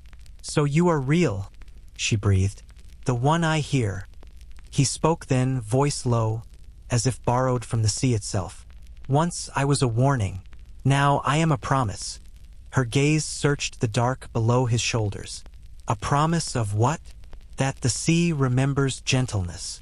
The words hung between them like suspended rain. She reached into the water and touched the edge of his reflection. Her hand met cool resistance, then warmth. "And will it remember me?" she asked. Triton did not answer. Gods rarely promise mortals anything that time cannot keep. Yet the current swirled once around her wrist, leaving a faint trace of phosphorescent light, a bracelet made of tide that faded but never vanished completely. "So long as you listen," he said. "It will." In the weeks that followed, Crete flourished. Fishermen found calm waters where tempests once brewed. Harvesters drew nets heavy with silver and spoke of a queen blessed by the listener. Priests argued whether to build a new shrine, but Aelda forbade it. "The sea needs no walls," she said. "Only hearing." Triton watched from beneath, keeping the balance. He saw her age slowly, beautifully, each year a ripple rather than a fall. When she walked the shore, her steps matched the tide's retreat, as if rehearsing eternity. But peace, like all tides, carries its own undertow. Far away, Olympus had begun to notice. The offerings once left at Poseidon's altars now went to the nameless sea that listened. Whispers climbed the wind. "A god walks again among men." Zeus turned his face toward the horizon, the faintest crackle gathering in the sky. Below, Triton felt it, the static of divine attention. The sea around him trembled with two impulses: to hide him deeper, or to display him proudly as proof of mercy. He chose neither. He chose to stay. One evening, as Aelda watched the sunset burn itself into the waves, lightning flickered far beyond the horizon. She frowned. "Your kin are angry. They have always mistaken sound for power," he said. She smiled, sadness flickering beneath it. "Then teach them silence." When she left, Triton turned his gaze eastward, toward Olympus buried in cloud. The gods would come again, of that he was certain. But this time he would not face them as servant or exile. He would meet them as balance itself, the conscience of the sea, born from compassion and refined by silence. The first thunder rolled like a drum of warning. Triton lifted the conch, not to command, not to defy, but to prepare. "If they come for me," he thought, "let them also come for what they've forgotten." Far above, the sky bruised to violet. The sea reflected it perfectly, a mirror held up to heaven. Between those two purples, between wrath and calm, stood the quiet oath of a god and a queen who had taught each other to listen. The sea is never entirely loyal. It adores, protects, nourishes, and then, without malice, it takes. Triton knew this better than any god alive. Yet what came next was not the sea's betrayal. It was his own kin. The Nereids, 50 daughters of Nereus and Doris, had been his companions once, weaving currents into ribbons, taming tempests with laughter. They were the dancers of the deep, keepers of secret paths, singers of the tides. Even Poseidon had trusted them to guide lost ships. But the years had changed them. Time in the ocean does not age the body. It alters the purpose. Where once they sang of balance, they now murmured of silence broken, of laws defied, of a god who thought himself wiser than Olympus. Word of Triton's return had rippled through the trenches faster than light. Every whisper of calm, every spared ship, every mortal prayer answered by gentleness instead of punishment. Each rumor made the Nereids uneasy. They loved beauty, and beauty thrives on fear. Without storms, who would need their songs? He felt them before he saw them. A slow gathering of pressure behind him, a tremor across the coral plain. When he turned, the water shimmered with silver hair and eyes like sunlit glass. Their beauty was perfect and sharp enough to cut. "Brother," said Galeen, first among them, her voice both sweet and cold. "The ocean speaks your name again. Even Olympus listens." Triton inclined his head. "The sea remembers its balance. That is all." Galeen's smile barely moved. "Balance? You call it that? The mortals build temples in secret. They offer thanks to an unnamed god who listens. That god is you." "They offer gratitude to the sea," Triton said. "Not worship. That distinction matters only to you." She drifted closer, trailing light. "You've changed the current, Triton. When Poseidon's wrath slept, so did ours. Now you make the waves gentle, the storms rare. Do you know what happens to creatures born to guide through danger when there is no danger left? They rest," he said. "They fade." Her words dropped like anchors. "Without fear, mortals forget us. Their songs are already shorter, their prayers fewer. The sea without terror is the sky without thunder. Useless." Behind her, the other Nereids fanned out, a moving wall of beauty and grievance. Each bore some relic of their purpose. A strand of kelp braided like rope, a shard of coral shaped like a blade, a shell that hummed with trapped wind. Triton spread his hands. "You think I stole your songs? I only gave the sea time to breathe. And in doing so, another hissed. You smothered its heart." Galeen's gaze softened briefly. "We loved you once. You taught us calm. But Olympus watches, and Poseidon's pride bruises easily. He cannot punish the mortals who praise you, so he will punish those who let it happen. We must act before his wrath wakes fully." The realization pierced him. "You would deliver me to him." "Not deliver," she said. "Return. You belong to his law, not your mercy." Triton's fingers brushed the conch at his side. "You would trade one silence for another." They began to circle him, their voices weaving into a single tone, high, crystalline, unnatural. The sea darkened, plankton fled. Their song was not music but command, a net of sound tightening around him. He could have resisted easily. The sea would obey him before it obeyed them. Yet he did not. He let them draw near, watching their faces, seeing in each reflection not malice but fear, the same fear Olympus wore, disguised as order. He realized their betrayal was not hatred. It was survival. The net closed. Water thickened to amber. He could feel it pressing against his limbs, numbing the edges of thought. "Don't," he said quietly. "You will break what we've repaired." "Then the sea will learn to repair again," Galeen replied. "That is its gift." They raised their hands. Light gathered in a spiral above them, a vortex of pure current. It spun faster, pulling the coral up in shards, drawing the world toward its eye. The conch at his belt hummed violently, as though begging to speak. He resisted the impulse. To use it now would shatter his vow. But the vortex widened, becoming a mouth that swallowed everything. The song of the reef, the hum of the deep, the pulse of his oath. In that moment, Triton made a choice. He pressed his hand against the conch and whispered, not aloud, but into the sea itself. "Balance is not stillness." The shell answered. It did not sound, but it breathed. A single pulse escaped, low and invisible, spreading through the vortex like warmth through frost. The current hesitated, The Nereids faltered, their song breaking on a half note. "What have you done?" Galeen gasped. "Given you pause," Triton said. "Listen." The sea obeyed. For the first time in ages, no current moved, no creature stirred. The silence was immense, and in that silence, they heard it. The distant voices of mortals, faint as candlelight through fog. A sailor's prayer whispered to the calm. A child's laughter at a tide-pool. The rhythm of life unafraid of drowning. The Nereids froze. The sound was fragile, human, fleeting, but it was beautiful. "This," Triton said, "is what I protect." Galeen's face broke, half in fury, half in grief. "You would rather serve them than us." "I serve what endures," he said. The vortex unraveled. Light dispersed into drifting silver threads. The water regained its color. The Nereids looked at one another, their anger drained, replaced by something colder, shame or envy. He could not tell. "You've chosen your side," Galeen whispered.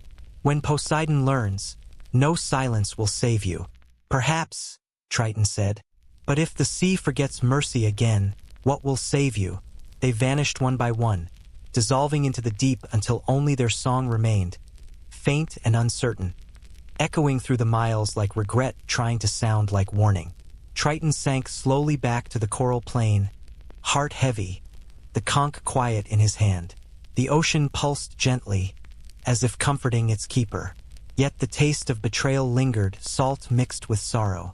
He looked toward the dark horizon where Olympus slept behind clouds. "If even those who know the sea cannot trust it," he thought, "how long before it learns to trust itself?" Far above, the first tremor of another storm flickered across the sky. Not born of nature this time, but of God's whispering vengeance. In the stillness after betrayal, the ocean seemed to mirror itself. Above, calm. Below, unrest. Triton drifted between those two truths like a ghost suspended between worlds, unsure which belonged to him. The Nereid's words still rang through the water, echoing as faint harmonics against his ribs. "You've chosen your side." He had, but choosing balance meant standing alone. He wandered for days through the mid-water silence, that strange place where sound dies young and light lives forever. The coral plains were far behind him now, replaced by slow fields of silt and the long shadows of shipwrecks. He passed the skeleton of a vessel older than memory. Seaweed grew through its ribs. A bronze bell hung from its mast, perfectly preserved but mute. Every time a current brushed it, it swayed without ringing. Triton watched it and thought, "That is what mercy sounds like." He continued upward. The surface shimmered above him, and for the first time in centuries, he broke through. The air was heavy with salt and thunder residue. Clouds lingered on the horizon, the memory of storms refusing to forget. He let the water run off his shoulders and looked into the reflection below. The sea looked back, blue within blue, endless, familiar, foreign. Then the reflection moved. It blinked. Triton froze. He was alone, yet the image of himself rippled independent of his breath. Smiled faintly. "Do you recognize me?" the reflection asked, its voice carried by wave and wind alike. Triton stared, half believing he had gone mad. "You are me," he said. "I am what you were," the reflection replied. The voice that served without question. The tide that obeyed the Trident's call. "I buried that self," Triton whispered. "Buried?" the reflection repeated. "But not drowned." The water around his waist began to pulse, small circles expanding outward like invisible footsteps. The reflection's features sharpened until they became perfect, too perfect. The smile widened. "Do you think mercy makes you pure? The mortals sing your name now. The gods curse it. You call that balance?" Triton's pulse slowed. He had seen enough illusions to know this was no dream. The ocean had shaped a mirror from his doubt. Every tide carries its twin, an undercurrent that runs opposite. This was his. "I seek neither praise nor forgiveness," Triton said. "Then why answer the horn?" He hesitated. The reflection's voice was his own, sharpened by judgment. "To remind the sea that compassion need not be silence." Compassion is a luxury, it said. Ask Atlantis. The waves around him darkened. Lightning flashed through the depths, showing ruins far below. The towers, the temples, the marble mouths gasping beneath silt. You caused this, the reflection hissed. You and your pity. You blew the horn and drowned them. You called that mercy too. Triton clenched his jaw. I obeyed. Exactly, said the reflection, and its tone was triumph. You obeyed and the world paid. Now you defy and still it pays. What has your balance ever spared except your own guilt? The accusation struck deeper than any trident. He looked into the moving water and saw every life he'd touched. Sailors clutching planks, queens whispering to tides, daughters of the sea turning away. Compassion had saved them, but it had cost others unseen. Was mercy simply a slower storm? The reflection extended a hand through the surface, palm upward, shimmering like oil. Take it, it said softly. Let the sea choose one truth again, order or chaos. No more in between. Triton stared at that hand. To take it would be to undo everything, his exile, his oath, his fragile peace. Yet the temptation was real. Simplicity always is. A single command could make the water kneel. One sound from the horn could drown the questions forever. But then, beneath the reflection's voice, he heard something small. A rhythm too gentle to notice at first. The rolling hush of waves meeting sand. Laughter. A mortal child, throwing shells into the tide and waiting for them to return. Each shell rolled back slower, as if thinking before answering. Balance. He stepped back. No, he said. I won't choose one truth. The sea needs both. Fear keeps reverence alive. Mercy teaches it meaning. The reflection's smile faltered. The water between them began to tremble. You think yourself philosopher and God. I think myself a listener. The surface split like glass. The reflection dissolved into spirals, its voice scattering into 100 whispers. Balance breaks. Balance lies. Balance fades. The last of its echoes sank into the deep, leaving only ripples that folded inward until the ocean became smooth again. Triton exhaled, his breath blending with the wind. The horizon had cleared. The clouds parted like curtains, revealing a night scattered with stars. For the first time, he understood their purpose. The stars were reflections too, reminders that even darkness needs mirrors to believe in itself. He turned toward the shore. The mortal queen's palace glowed faintly in the distance, its torches small as fireflies. Somewhere inside that fortress of stone and air, Aelva was dreaming. Perhaps of him, perhaps of nothing. He felt neither ownership nor longing, only kinship. Two beings who had learned to stand between worlds, her between land and sea, him between power and patience. The sea's reflection had tested him, and for once, he had not answered with sound. He had answered by listening. As he drifted back beneath the waves, he saw his own outline in the moonlight, a figure fading into silver haze. Not ruler, not rebel. Balance, moving. In the quiet below, the old choir began again, faint but distinct. Keeper of the middle, hold fast. He smiled. I am. And far above, the waves returned the whisper, not as echo, but as agreement. The sea has memory older than the gods. Beneath its calm surface lie fossils of tempests that once split the world open. The Titan wars, the birth of mountains, the fire that fell into water and made steam. Those ages slept, buried under eons of tide and silence. But nothing buried by the sea stays quiet forever. Triton felt it before the mortals did. A shift in the deep, slow and seismic, as if something ancient was turning over in its sleep. The current thickened, the pressure deepened. Whales fled toward colder waters, breaking their migration routes as though chased by invisible fear. He followed the soundless tremor down into the trench, past the coral plains, past the lightless vents where even time refused to look.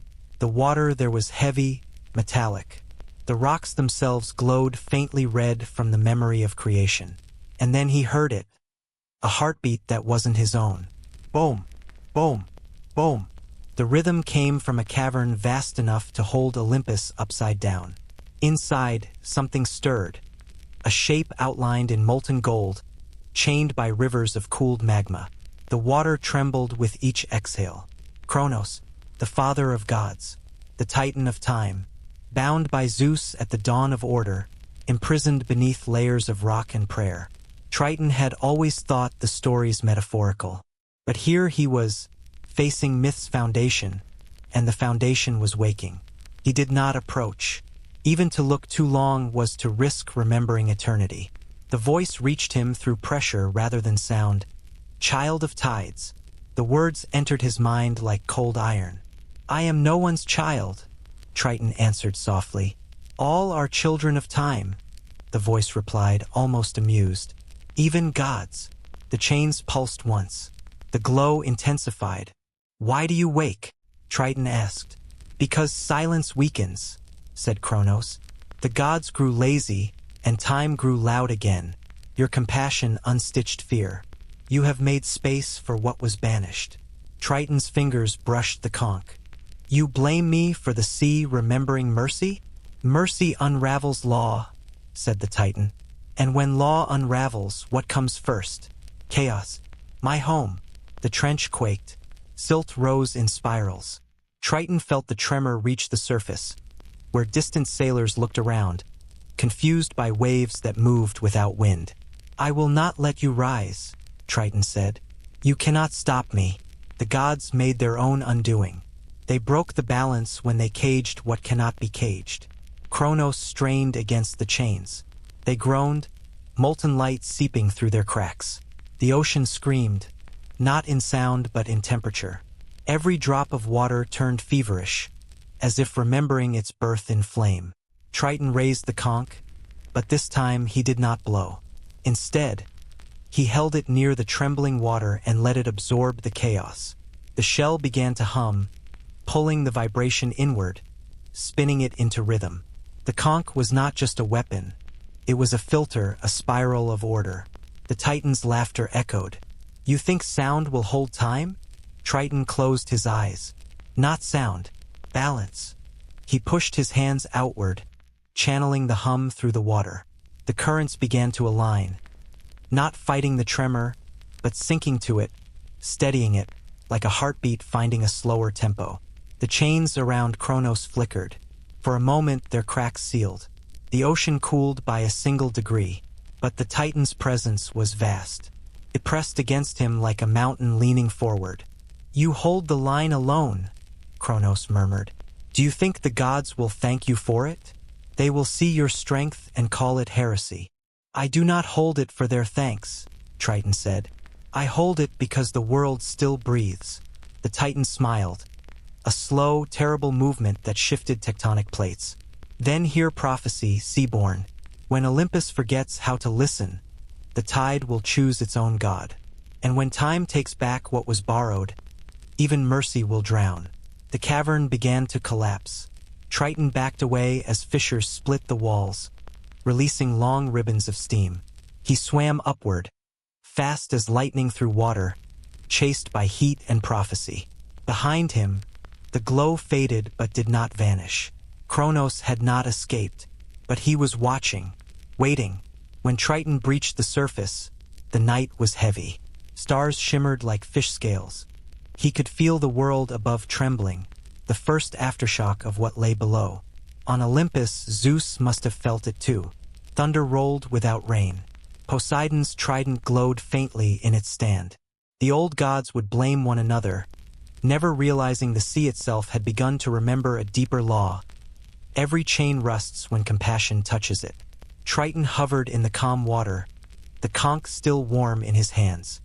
He thought of Aelthe, of the Nereid's fear, of the drowned who spoke through silence. The prophecy coiled inside him like a new current, dark but undeniable. He looked toward the horizon, where dawn began to rise, its light divided by restless waves. If mercy unravels law, he murmured, then law must learn mercy or time will rise again. Far beneath him, a last pulse from the trench reached his feet. A heartbeat, patient and distant. Boom, boom, boom. The sea did not answer, but every current listened. The moon has always ruled the sea with invisible hands. Each night it pulls at the water's skin, and the tides obey without complaint. But on the nights after Kronos stirred, the pull grew wild. The ocean rose too far, lingered too long, and refused to fall back. Triton watched it from the deep, unease turning through his chest like an eddy that would not rest. He could feel the moon's rhythm thicken, dragging currents off course. Tides crashed against coasts at strange hours. Estuaries flooded without storms. Creatures lost their migration paths. The ocean's breath was out of sync. He knew why. The balance he'd held in the trench had come with a cost. In steadying time itself, he'd weakened the tie between moon and sea. The moon still called, but the sea no longer listened properly. The thread that bound them had frayed, and so he began the long ascent to repair it. He rose past layers of drifting plankton and glowing jellyfish, through columns of pale light that reached like spears toward heaven. The higher he swam, the more he felt the moon's weight pressing down. Not gravity, but longing. The moon missed the sea. When he broke the surface, the world was silver. The sky hung low and swollen, the moon enormous and close, its reflection trembling on the water like an eye that couldn't blink. Triton looked up and spoke quietly. "You've come too near." The air quivered. A voice like wind over stone answered. "He stirs, and I cannot sleep." "Then rest in rhythm again," Triton said. "The sea will cradle you." "It no longer hears me," the moon replied. "You silenced what I command." He felt the accusation cut. The moon had never blamed him before. It had always been silent, patient, a partner in the slow dance of tides. But now it trembled with memory of the Titan's pulse. "I did not silence the sea," Triton said. "I taught it to choose." "Choice breeds distance," murmured the moon, "and distance breeds ruin." A wave rose unbidden. It crashed too close to the cliffs of Crete, soaking the sleeping village.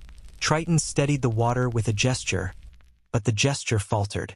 The moon's power was everywhere now, pulling at every drop, trying to reclaim what it felt slipping away. If this continued, the tides would climb until they swallowed coasts whole. The very rhythm of day and night could unravel. Balance demanded repair. Triton closed his eyes and let the sea carry him upward, higher than sound, higher than storm. When he opened them, he stood on the threshold between water and sky, the tide line where reflection becomes light. The moon towered above, enormous and full, its surface veined with silver rivers that pulsed like veins. There, waiting on the border, he found the ancient altar, the moon gate, built by the first gods as a pact between realms. It had not been used since the dawn of Olympus. Its runes glowed faintly, fed by both sea salt and starlight. He laid the conch upon it. "Old friend," he murmured to the shell, "we mend, not command."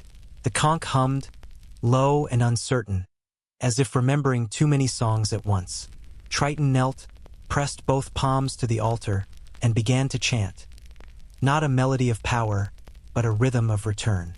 The sea around him rose and fell with his breath. Each exhale softened a wave, each inhale called it back. Gradually, the water and the sky began to echo each other again. The moon's pull found an answer, but something resisted.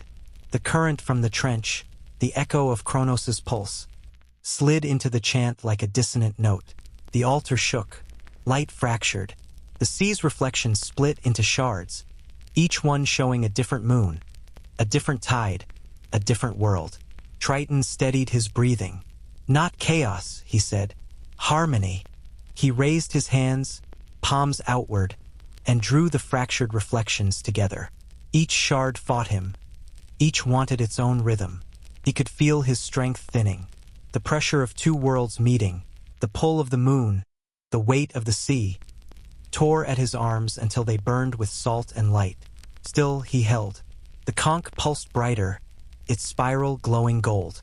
The chant deepened, turning into vibration. He felt the ocean's heartbeat sync once more with the moon's quiet hum. The shards began to melt back into one image. Above, the moon steadied. His voice softened. "You bind what even gods fear to touch." "I do not bind," Triton said, his breath ragged. I remind. Of what?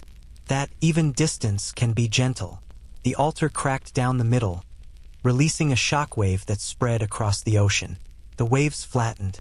The tide stopped climbing. The moon receded to its rightful distance, glowing with calm clarity. The world had found its rhythm again, but the effort had cost him. When the light faded, Triton collapsed upon the surface, floating between exhaustion and peace. The conch dimmed, its glow spent. The moon gate sank slowly beneath him, sealing itself once more in coral and sand. He looked up. The moon hung small again, distant but steady. Rest now, he whispered. And you?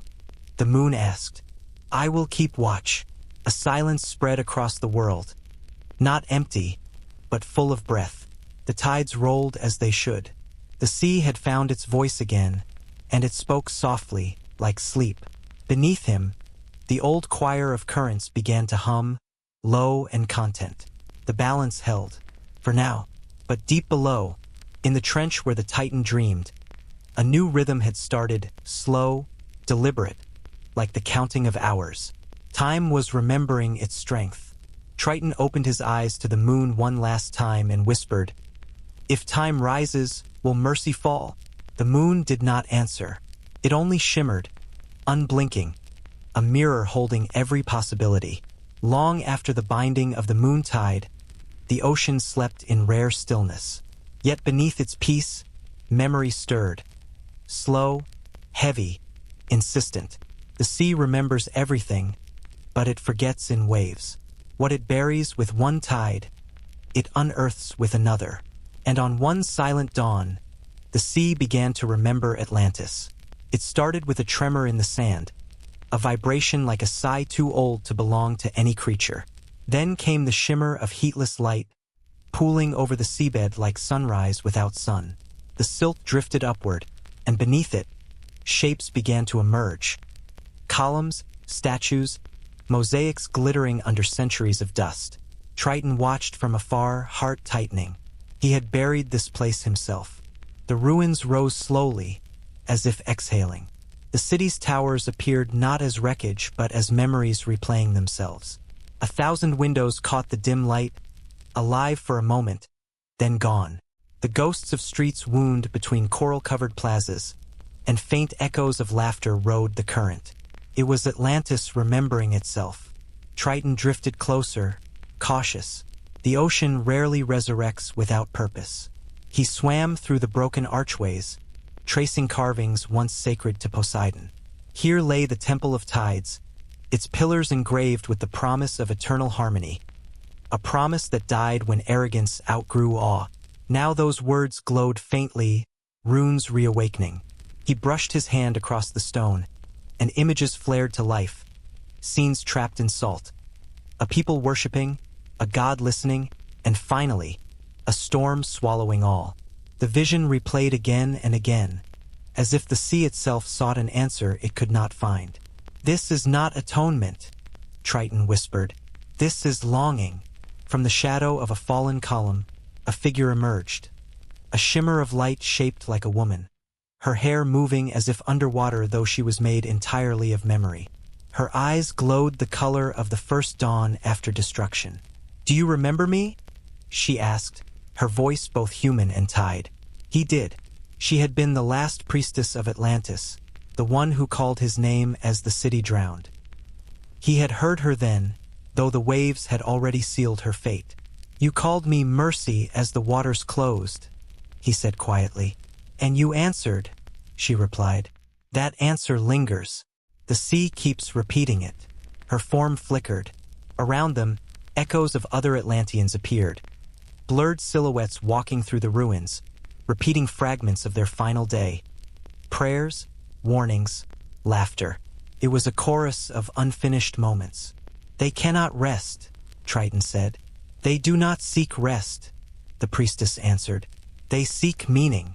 He turned, watching the spectral crowd. Meaning in what? In why a god chose pity. The question hit him harder than accusation. He looked at his own hands, the hands that had called the waves centuries ago. Because I loved them, he said. Because they forgot to love themselves. Love, she echoed, as if tasting the word for the first time. Then teach them again. She stepped forward and placed her palm against his chest. Where she touched, the water glowed. Their voices will fade soon, but the sea remembers every tone. Sing them back. Not to life, but to lesson. Triton hesitated. To awaken the echoes fully would risk disturbing the deep currents that sealed the past. Yet compassion is a tide with its own will. He raised the conch and held it gently, not as weapon, not as command, but as instrument. He breathed through it once. The note was low, sorrowful, resonant. It spread through the ruins, passing through stone and memory alike. The specters brightened, the city around them filled with sound. A single tone that became many, each echo blending into harmony.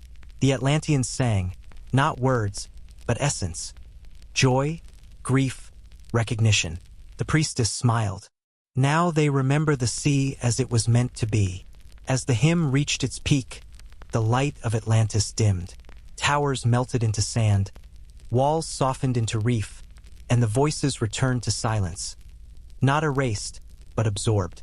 The seabed settled once more, the silt folding over the ruins like a closing book. When the glow faded, only Triton remained, kneeling in the quiet. The conch rested cold in his hands. He bowed his head and whispered, "Let memory rest as melody." A soft ripple passed through the current. Approval, perhaps gratitude. The ocean's hum deepened, steady and content. But as he turned to leave, a pulse echoed from far below, faint but distinct, the same heartbeat from Kronos' prison. The rhythm had changed, faster, louder, almost alive. The Titans stirred again, feeding on the energy of remembrance. Even history, it seemed, could strengthen what should have stayed asleep. Triton looked once more at the place where Atlantis had been. "Forgive me," he murmured to both the living and the dead. "Every act of mercy wakes another storm." He sank deeper into shadow, following the faint trail of that pulse. The sea around him darkened, no longer blue but iron gray. The world's memories had begun to bleed together, past and present colliding like currents with no shore to break upon. As he descended, the water itself whispered in languages older than speech. All that was buried rises again. Triton tightened his grip on the conch.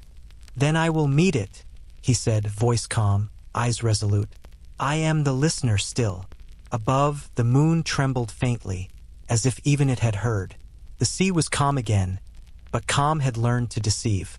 It floated above unrest like a smile over grief. Mortals saw only blue peace.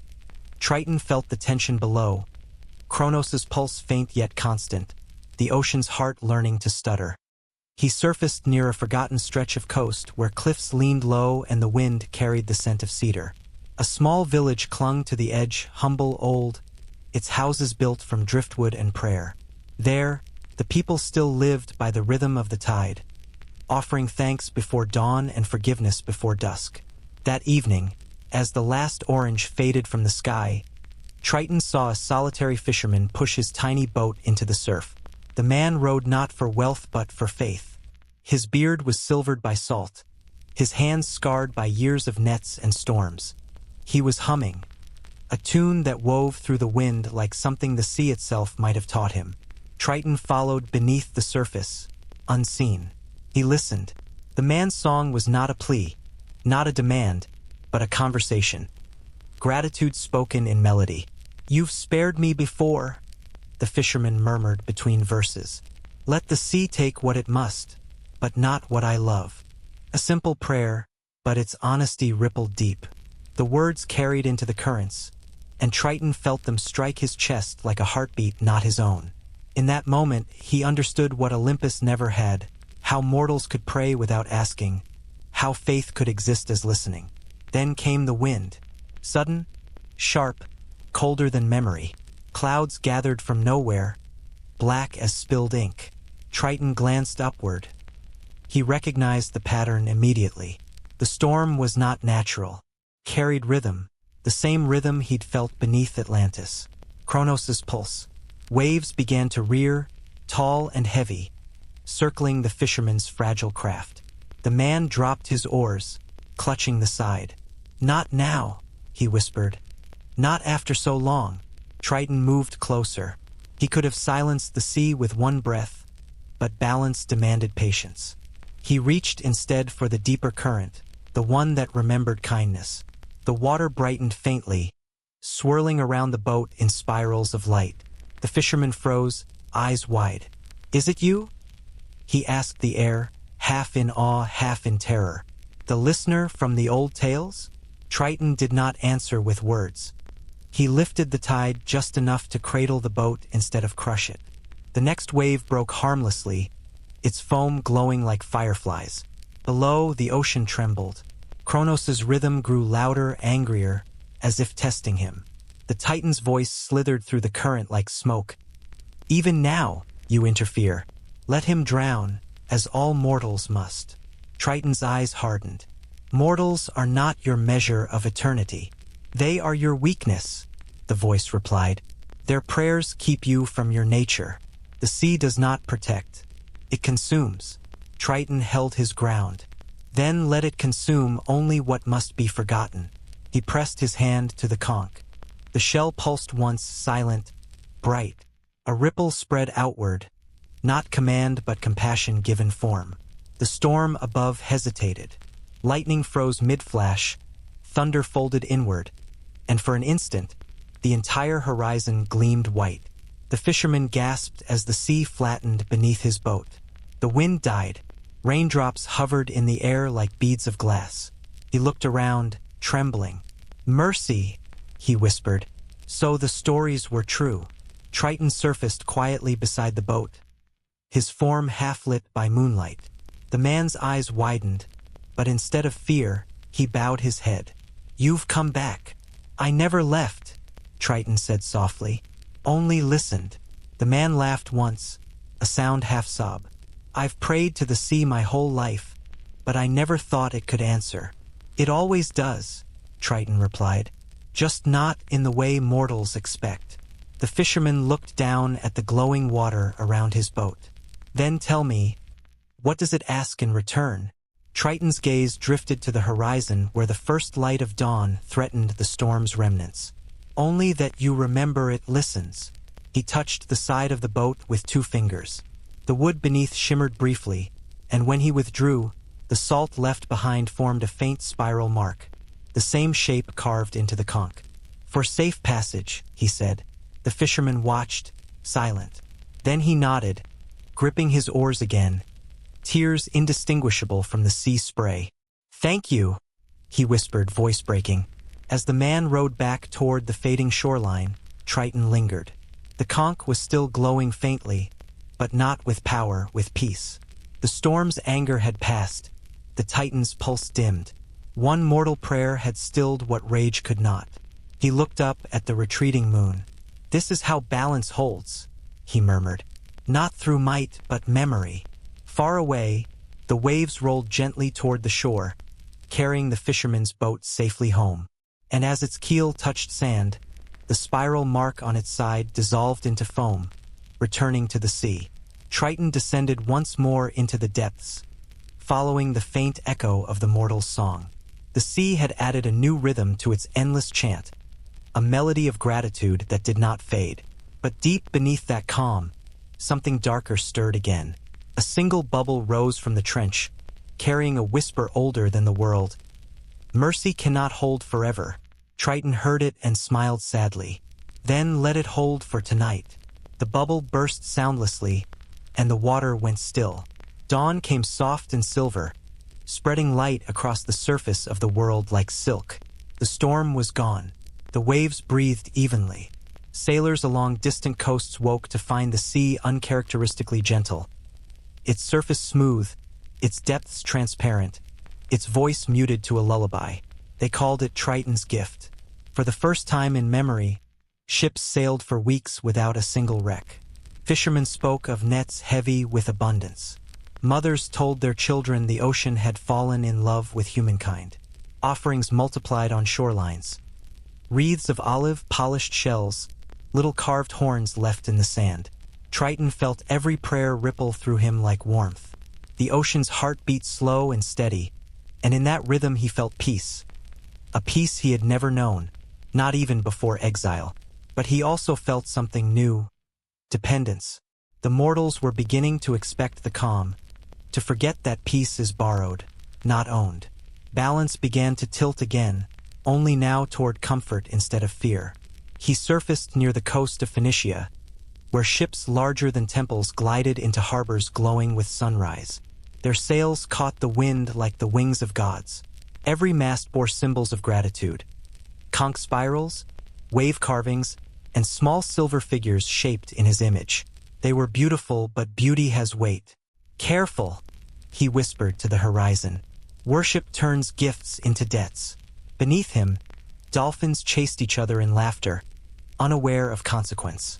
He envied them, their joy, their simplicity. Yet even they swam differently now, too relaxed, as if the sea itself had forgotten discipline. Triton dove deep. In the quiet below, coral sang faintly, echoing the mortal songs above.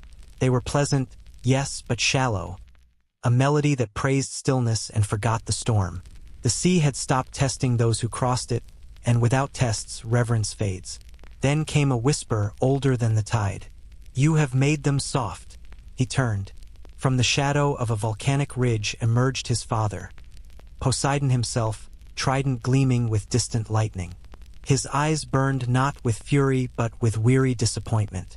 "Father," Triton said, bowing his head slightly.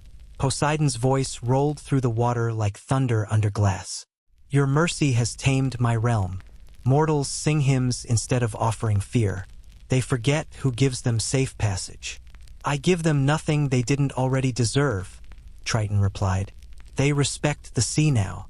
Poseidon's trident cut through the current, stirring a spiral of turbulence. "Respect born of comfort is no respect at all. They thank you only because they no longer fear me." Triton met his father's gaze, unflinching. "Fear can make obedience, but it cannot make harmony." "Harmony?" Poseidon's laugh was low and cold. "You sound like a mortal philosopher. The sea is not harmony, boy. It is hunger restrained by will." "Then perhaps it's time the sea learned another will," Triton said quietly. For a moment, silence filled the deep. No fish moved, no current dared to breathe.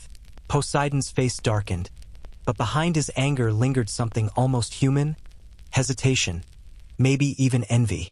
"You think your calm will last? You think the world can exist without fear?" "I think the world deserves to try." Poseidon turned away, his trident fading into shadow. "Then keep your gift," he said. "But remember, every calm hides its storm. When yours comes, I will not shield you." When he vanished, the water warmed again. Triton stood alone, surrounded by quiet so vast it almost felt sacred. Yet his father's words lingered like thunder waiting for echo. Days passed. The seas remained calm, too calm. The currents slowed. The tides became hesitant. Coral ceased its song. It was as if the ocean itself was holding its breath, unsure whether to flow or freeze. Triton realized the cost of his compassion. By removing conflict, he had stripped the sea of purpose. A calm without pulse is not peace, it is paralysis. He lifted the conch, feeling its dormant hum. "You've given silence," he whispered. "But now the silence must learn to move." He raised it to his lips and breathed, not to summon storms, but to awaken rhythm. The sound was soft at first, almost invisible, a vibration more felt than heard. Then it deepened, echoing through the trenches and coral plains. It wasn't a roar but a heartbeat, a gentle reminder that motion is life. The currents stirred. Waves began to dance again, modest but alive. Fishermen would later say the seaside that morning, grateful to breathe. Triton lowered the conch, the water shimmering around him. "Balance returns," he murmured. Not too still, not too wild. But even as he spoke, he felt the faintest tremor from the trench, a whisper wrapped in pulse. Even balance must break to be remembered. He looked toward the dark horizon, where clouds gathered like secrets. The calm seas were only a pause, and pauses are the favorite trick of storms. For now, though, the ocean slept lightly, content in its fragile harmony. Mortals rejoiced, unaware that their serenity was a thread stretched thin between two eternities. Mercy above, memory below. Centuries pass faster for gods than for men, but even immortality cannot stop erosion. Time wears down everything, even reverence. The calm seas endured, and in that peace, memory began to fade. Mortals stopped whispering Triton's name at dawn. The songs they once sang to the water became stories for children, softened by generations until his horn was nothing more than a bedtime myth.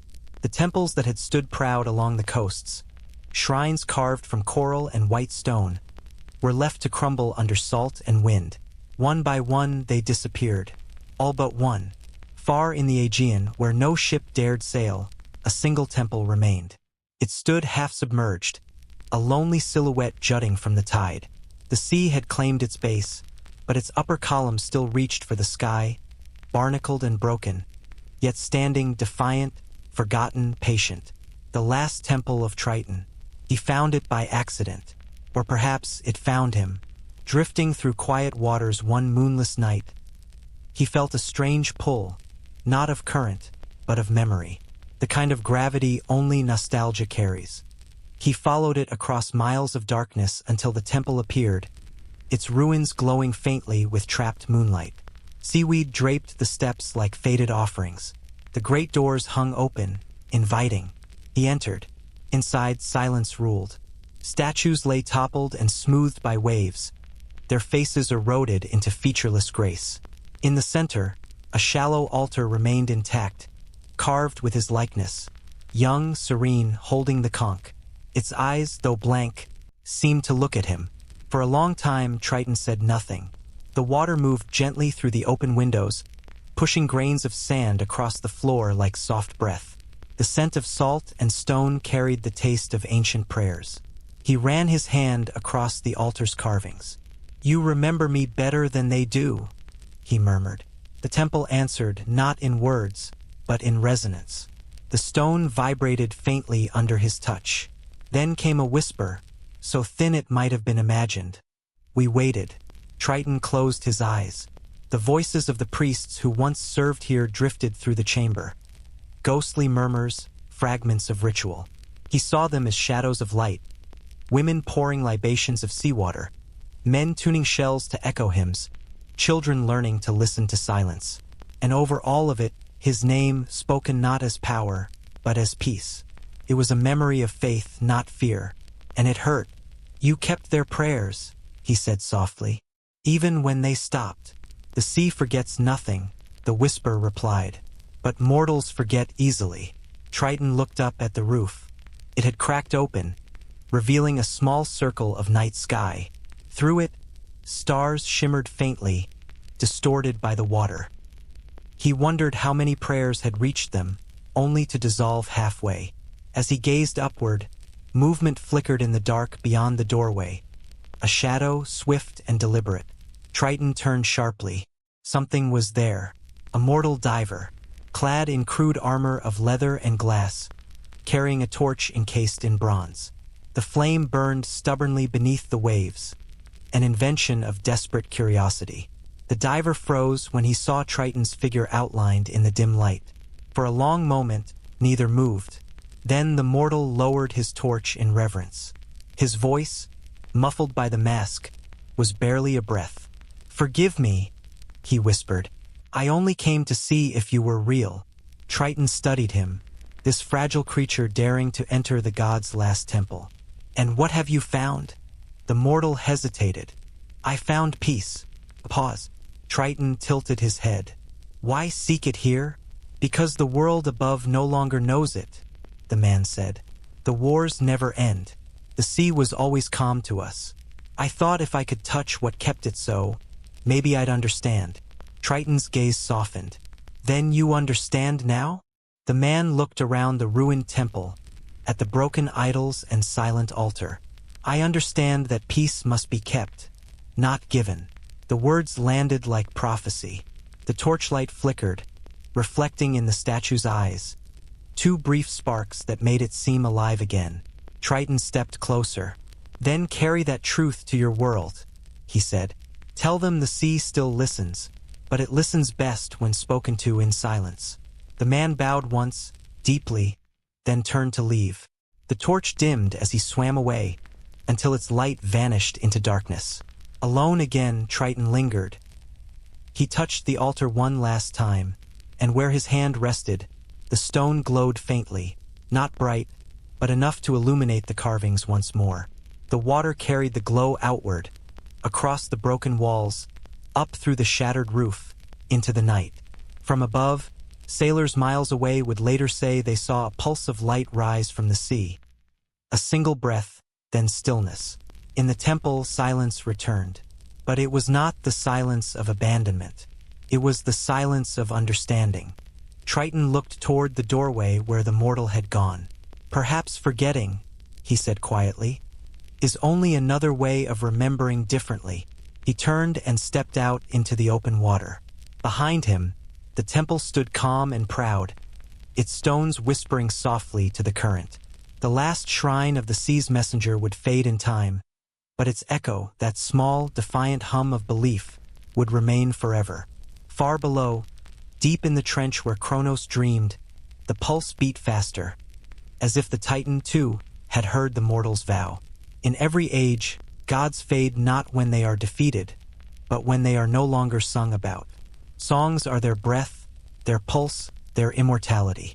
For centuries, Poseidon's name had thundered through temples and storms alike. But now the world had grown quieter. The sea still obeyed, yes, but it no longer feared.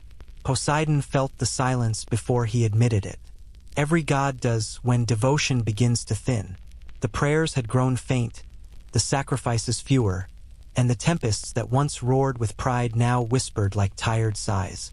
And beneath that softening tide, one name echoed louder than his own, his son's. Triton. Poseidon sat alone in his hall of coral and bronze, staring at the water's reflection. The mosaics on the walls still depicted his victories. The taming of the first sea serpent, the quelling of Typhon's waves, the smiting of insolent kings. But none of those glories mattered anymore. No mortal remembered them. No poet sang them. They sang instead of the sea's gentleness, the gift of calm, the listener, the sun. At first, the god of the sea had dismissed it as mortal ignorance. But now he could no longer deny it. They worshipped Triton's peace more than Poseidon's power. Outside the palace, storms gathered out of habit, not will. They crashed against the walls like echoes pretending to be tempests. Poseidon rose from his throne, his trident trailing faint sparks as he walked toward the open gates. The ocean greeted him with stillness, unnatural, perfect, suffocating. "You've stilled even my heart," he murmured. Then, faintly, he heard it. A sound that was not storm, not thunder, but music. It came from the distance, winding through the currents like a hymn carried by whales. The melody was simple, low, mournful, serene. He recognized it instantly. It was his own chant, ancient and sacred, rewritten, changed, softened. Triton's followers had taken their father's hymn and turned it into a lullaby. Poseidon's chest tightened with something neither rage nor sorrow but both. He followed the sound through leagues of water until the light dimmed and the trench yawned beneath him. There, at the edge of the abyss, Triton knelt. The conch lay in his hands, aglow with a quiet gold. The song flowed from it like a tide, not commanding, not pleading, simply being. "Father," Triton said without turning. "You hear it too." Poseidon's voice cracked the water like lightning. "You've taken my hymn. I've given it peace," Triton replied, calm but firm. "The world no longer needs wrath to remember the sea." Poseidon circled him, eyes hard, expression unreadable. "You think you've made them better? You've made them fragile. They build harbors where fear should be. They forget that the sea devours as easily as it blesses." Triton met his gaze. They remember through trust, not terror. For the first time, they look upon the horizon and see home, not doom. Home. Poseidon's laugh was thunder-breaking stone. "You mistake tameness for transcendence." He raised his trident, its tip sparking blue with current. The ocean quivered, instinctively ready to serve its master. But Triton stood firm. "Will you destroy what finally learned to love you?" he asked softly. Poseidon hesitated. That single word, love, pierced deeper than any rebellion. No one had ever loved him. They feared him, worshipped him, cursed him, obeyed him. But none had loved the god of storms. Could such a thing even exist? He lowered the trident slightly. "And what of us, then? The gods? Do mortals still love Olympus?" "They love what listens," Triton said, and Olympus forgot how. For a long time, only the sea moved, currents whispering through coral ruins, bubbles rising like thoughts escaping from silence. Poseidon looked into his son's eyes and saw himself reflected. Younger, braver, less certain. "I made you to carry my voice," he said quietly. "And now, your voice replaces mine." "No," Triton said. "It remembers it." Poseidon stared into the abyss where the faint glow of Kronos' prison pulsed, slower now but constant. He understood then that time itself was changing. Mortals had grown beyond their need for thunder. They would no longer fear gods who screamed. They would listen to gods who whispered. He raised his trident one last time, not in anger but as benediction. "Then let the sea decide which voice it prefers." He struck the seabed once. The sound rang through the ocean like a bell, deep and pure. The currents shifted, circling both father and son. Waves above rolled outward, touching every shore. The sea had been given choice. When the echo faded, the trident's glow dimmed. Poseidon stepped back, his face unreadable. "It is done." Triton waited. The water between them calmed, perfectly still. Then, a single current drifted toward Triton, gentle, deliberate, ancient. The ocean had chosen. Poseidon closed his eyes. "So be it," he whispered. He turned without another word and began to walk into the deep, his form fading into the dark like a storm dissolving into calm. For the first time, Triton felt no triumph, only reverence. His father was not defeated. He was released. The song from the conch faded into silence. The sea settled once more, but the silence it left was full of meaning, full of memory. Above, the waves lapped gently against forgotten shores. Fishermen would later say the water sang that night. A soft hymn, neither Triton's nor Poseidon's, but both. A song of inheritance, of reconciliation. The last hymn of the sea god. Triton whispered into the stillness. "The storm rests, at last." And somewhere far below, in the endless trench, even Kronos was quiet. Night spread across the world like ink poured over glass. The sea mirrored it perfectly, black, infinite, filled with quiet stars trembling upon the surface. The storms had ended, the hymns had quieted, and in that stillness, the gods themselves began to dim. The age of thunder was closing. Triton stood alone upon the open water. No palace, no subjects, no crown. Only reflection stretching endlessly beneath him. He could feel the shift in creation. Mortals no longer looked up to Olympus with fear, nor down to the sea with prayers. They looked inward now, finding gods within themselves. And with that realization, the constellations began to fade. He lifted his eyes to the heavens. The stars flickered like dying embers. Even the great forms, the lion, the eagle, the hunter, seemed thinner, ghost-like. But then he saw one star still, burning brighter than the rest, pale blue and steadfast. Pulsed faintly, the same rhythm as the sea. It was his. Long ago, Poseidon had once promised him a place in the sky, a beacon for sailors when the seas turned cruel. Triton had laughed at the time, claiming he needed no star to be remembered. Now he understood. Stars are not symbols of pride, but of persistence. They remind mortals that even distant things can guide them home. But his light, too, was fading. He reached out a hand, and the reflection of that star rippled beneath his fingers. The sea shivered in reply, like a creature resisting sleep. "Not yet," he whispered. "Let them remember a little longer." From far away, a child's voice echoed across the waves. A lullaby hummed by a fisherman's daughter. the same melody her father once sang when the waters grew calm. It reached him softly, fragile but pure. Every note kept his constellation alive a heartbeat longer. Triton closed his eyes. The song wrapped around him like a tide. Memory rose within him. Atlantis, the Nereids, the Queen of Crete, Poseidon's last hymn. Each memory a light, each light a star, each star a reflection of love disguised as duty. The heavens shifted. His constellation trembled but held. For a moment, it blazed bright enough to turn the entire sea silver. Sailors on distant ships looked up and pointed. "The sea star," they whispered. "The god still watches, but nothing bright stays." The light softened, dimmed, then dispersed across the night like mist blown apart by gentle wind. Where Triton's constellation once burned, only a faint trail of blue remained, a memory written across eternity. He smiled. It was not sadness he felt, but peace. "Perhaps," he murmured, "it is right that gods fade when they have taught the world how to listen." A ripple formed beneath him. From the deep, faint shapes rose, spirits of the sea, remnants of those he had saved. They circled him in silence, their faces calm, their presence warm. Each spirit carried a fragment of light from his fading star. They offered it back to the water, and the ocean glowed faintly, as though starlight had sunk to live below instead of above. The gods of Olympus would not see this. They would look to the heavens and think him gone. But the sea would know. Every wave would carry his light in its depths, invisible to the sky but eternal beneath it.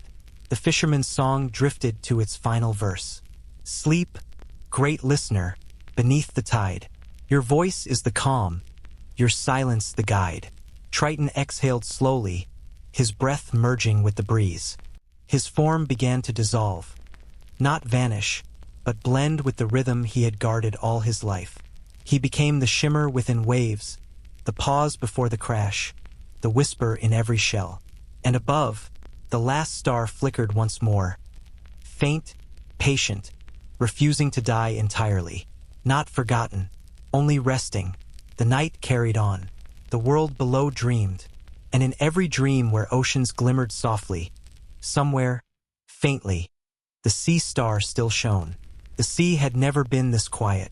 No storms, no hymns, no thunder rolling across the horizon.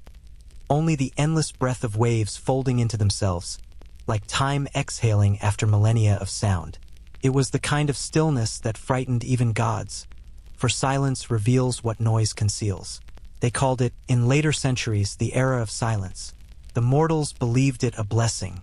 To them, the sea's calm meant progress, safe voyages, thriving trade, empire upon empire rising across gentle harbors.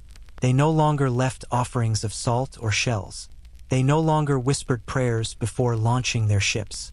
The ocean had become, to their minds, a tool. But to the sea it was suffocation. Without worship, the waves grew heavy. Without gratitude, they forgot their purpose. Even creatures of the deep began to drift slower, as though tired of existing for those who no longer listened. The whales stopped singing. Coral dimmed. The heartbeat of the world fell faint. Deep below, Triton felt it like a slow fading of breath. He had become one with the sea long ago, no longer flesh but essence. Every ripple was his thought, every current his sigh. Yet now even his voice faltered. When he reached for the surface through the tides, he found only silence looking back. He wandered through the deep, passing relics of ages long gone. Poseidon's cracked throne, half buried in sand. The remains of temples, now coral gardens for fish that knew no gods. The ruins of Atlantis, finally swallowed by silt and forgetfulness. Each was a chapter closed, a hymn unsung. As he drifted, he came upon a vast plain of glass, the remnants of ancient volcanic fire, cooled by divine tears. It stretched for miles, smooth and perfect, reflecting even the faintest glimmer from above. He looked into it and saw himself, not as god or messenger, but as reflection. The sea spoke to him in its slow, patient voice. "They have learned to live without us." Triton listened. "Then perhaps they have learned to live as we hoped they would.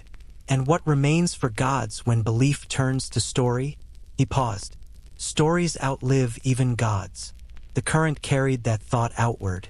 Far above, lightning flickered, not from Olympus, but from human ships armed with new power. Steel, fire, and invention had replaced prayer. The age of faith was ending. The age of reason had begun. From his place beneath, Triton watched mortals conquer what they once revered.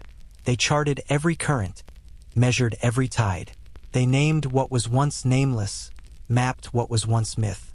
And yet, for all their mastery, they had lost something: the humility of not knowing, the sacred uncertainty that made the world vast. In their certainty they became smaller. He felt sorrow, but not anger. The gods had ruled through fear. Now mortals ruled through pride. Both were forms of blindness. Perhaps, he thought, every era must pass through silence before hearing again. He glided upward, following a faint rhythm, the echo of waves breaking on a distant shore. There, a single human stood at the edge of the water, painting. A woman, her feet sunk into the wet sand, her canvas filled with the endless horizon. Each brushstroke was devotion disguised as art. Triton hovered beneath the surface, unseen, watching. Her hair swayed in the wind. Her expression was one of awe, not ownership. She painted not to capture, but to remember. And in that quiet act, the sea recognized its first true worship in centuries. A ripple formed where her brush touched reflection. She looked up, startled, as the calm water shivered once. Just once and stilled again. Her eyes softened. "Thank you," she whispered, though she did not know to whom. Triton smiled. The silence broke, ever so slightly. Beneath her feet, the tide breathed. It was not prayer, not storm, but acknowledgement. The oldest conversation resuming, tentative and tender. For the first time in an age, the sea listened and was heard. He withdrew into the deep content. Let the era of silence stand, he thought. Silence is not absence. It is waiting. The world was simply holding its breath for the next voice to speak, whether mortal or divine. And in that long, patient pause, the ocean whispered its promise once more.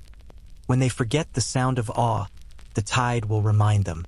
The silence of the sea did not last forever. It was only the pause before another kind of storm. But this storm came not from clouds or gods. It rose from human thought. The mortals began to question everything. The stars, the wind, the shape of the world. Nothing escaped their curiosity. They built ships not to honor the ocean, but to measure it. They crossed the waters not with prayer, but with instruments and maps. The faith that once called to gods turned inward, reborn as reason. The age of myth was ending. The age of knowing had begun. From the depths, Triton watched the transformation with a quiet ache. The humans were brilliant, clever as fire, tireless as waves. He saw them build cities along coasts once feared, turning sacred bays into harbors, sanctuaries into trade routes. The sea that had once ruled them now served them. And still, they did not see that every tide they studied was breathing him. One night, under a silver moon, a vessel larger than any before cut across the calm. Its hull was forged of steel, its sails replaced by engines that burned like captured lightning. On its deck stood a scholar, a man with salt in his beard and questions in his eyes. Triton rose silently beside the ship, his shape hidden in the mist. The scholar stared into the darkness and spoke, as if to no one. "We have conquered the sea. At last, we understand it." Triton's voice drifted up from the water, soft and steady. "Do you?" The man froze. "Who speaks?" "The one who listens." The scholar leaned over the rail, peering into the black. He saw nothing but endless reflection. "If the sea listens, then why has it stayed silent so long?" "Because you stopped asking questions that had hearts," Triton said. "You only ask those that have answers." The man frowned. "We seek truth." "And yet truth," said Triton, "is not the same as understanding." For a moment, the ship's engines faltered, sputtering like lungs learning to breathe. The water around it glowed faintly, blue, ancient, alive. The scholar gripped the railing tighter. "Are you a god?" "I am memory," Triton said, And memory waits until it's needed. The scholar said nothing. The mist swallowed his face. When he looked again, the light was gone. Only the calm sea remained. He wrote about it years later in a book of observations, dismissing it as illusion born of fatigue. Yet at the end of his notes, one line stood apart from the others. The sea may not be a god anymore, but I think it remembers how to listen. Triton read those words from beneath the waves and smiled. It was enough. Belief had changed its shape, but not its soul. Every equation, every compass, every map was just a different way of saying we are trying to understand you. He swam through the currents of this new age, unseen but never absent. He passed under submarines whose hulls hummed like heartbeats. He watched as divers descended with machines instead of prayers, their eyes wide with wonder instead of worship. They had traded awe for analysis, but awe still glimmered quietly beneath their logic. One scientist, lost at sea, whispered to herself as her compass failed, "Please, let the waters guide me." And the tide, as if remembering an old promise, shifted just enough to steer her home. She never learned why. Each small moment like that, each human gesture of unspoken faith, was a thread in the tapestry Triton guarded. Reason had risen, yes, but it had not replaced wonder. It had refined it. The gods of Olympus slept now, fading into art and allegory, but Triton remained where story met science, where data met dream. The sea was still his realm, though its worship had changed from hymns to measurements. He looked upward one last time, to where his constellation had once burned. The stars were faint now, swallowed by the brightness of new cities, but their light still reached him, soft and patient. He whispered into the waves, "They will return to awe when knowledge humbles them again." The ocean answered with a sigh so vast it reached every shore. Somewhere, a child near a lighthouse looked out over the dark water and asked her mother, "Do you think something listens when we speak to the sea?" Her mother smiled. Maybe not anymore, but the tide rolled in just then, touching their toes, and in that brief touch, Triton's laughter echoed faintly. Quiet, kind, eternal. By the time the world called itself modern, the sea was no longer a mystery, or so humanity believed. Ships of steel crossed every ocean, their engines rumbling with certainty. Navigation no longer relied on stars, but on machines that spoke in numbers. And yet, sailors began to whisper again, not of storms, not of monsters, but of something unseen, something that followed. They called it the ghost beneath ships. It began as rumor, strange currents dragging vessels off course, lights flickering in sonar, the sound of a distant horn echoing through calm waters where no ship sailed. Some dismissed it as mechanical fault, others as tricks of pressure and sleep. But those who stayed longest at sea, those who listened, spoke quietly of a presence beneath the hulls. A guardian or a ghost. No one knew which. Triton did not reveal himself. He had become part of the current, a consciousness diffused through the water's skin. The age of his temples was gone. Now, belief survived in whispers between tired men and sleepless waves. He had no face anymore, no crown, only motion, only watchfulness. He moved beneath tankers and submarines alike, unseen but felt. The steel giants cast their shadows on him, and in those shadows he found irony. Mankind had conquered the sea, but still feared what it couldn't name. One night, in the middle of the Indian Ocean, a cargo vessel named Erebus Dawn drifted off course. Its instruments failed without reason. The stars hid behind cloud, and the engines slowed to a heartbeat. The crew gathered on deck, uneasy. The captain, a woman seasoned by decades of voyages, stared over the railing and whispered, "Not again," because she had heard the horn before. A year earlier, on another ship, a storm had come from nowhere. Waves tall as mountains, wind sharp as glass. Her vessel had been moments from breaking when a single sound had rolled through the chaos. Deep, resonant, ancient. The horn. And suddenly the storm had parted. She survived, but no one else had heard it. They had called her delirious. Now, as the Erebus Dawn floated still, the water beneath it glowed faintly blue. The captain leaned forward, eyes wide. The glow traced the hull, wrapping it in a ring of light like a halo made of tide.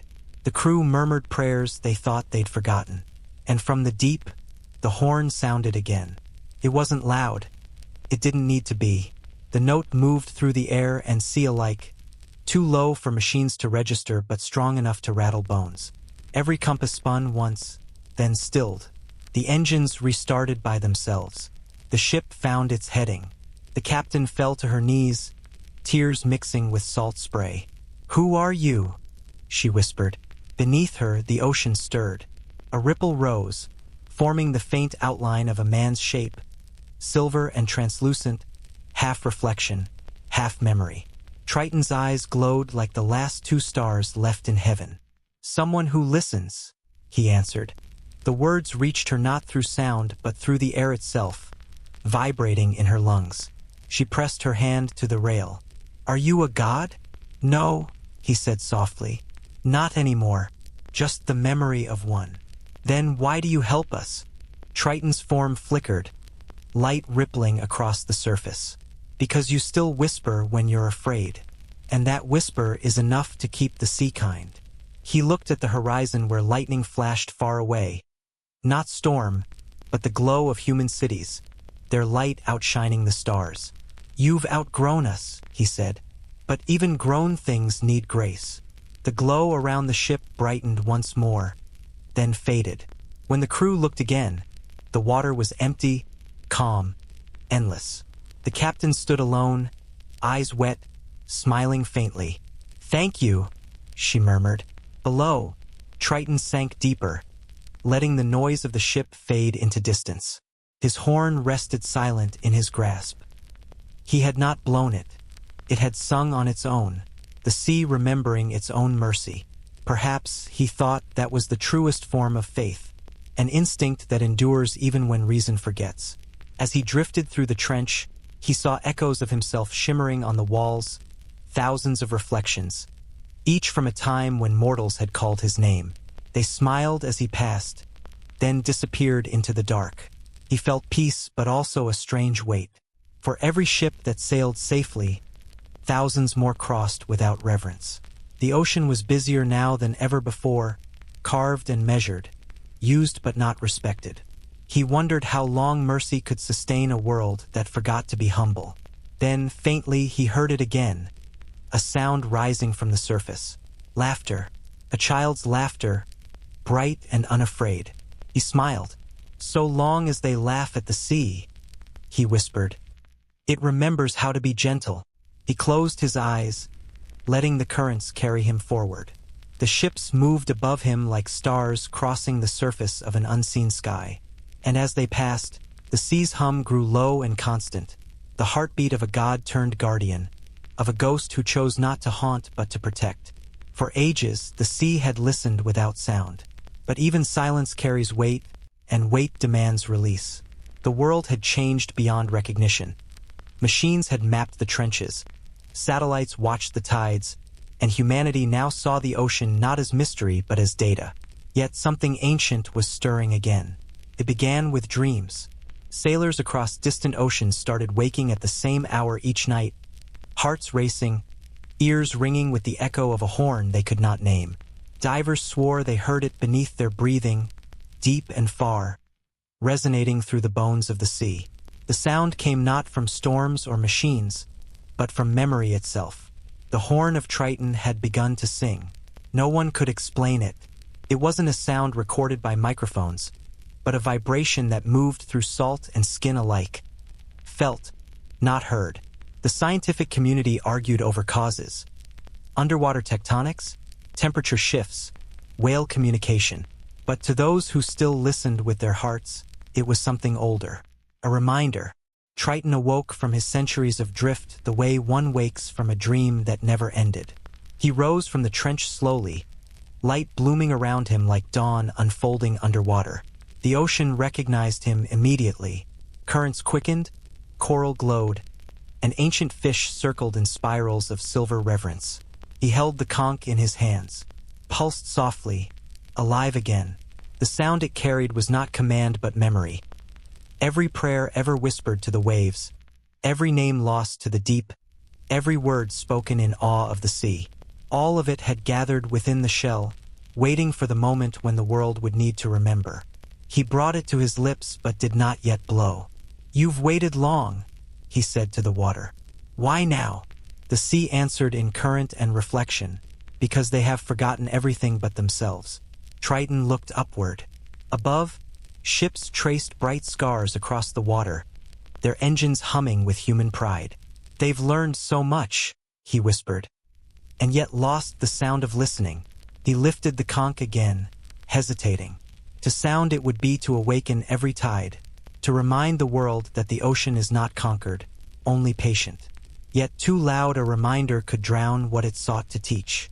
So he breathed softly into the shell. The note that followed was neither loud nor long, but it traveled farther than wind. It rippled through every current, slipping into every drop of water that ever touched a shore.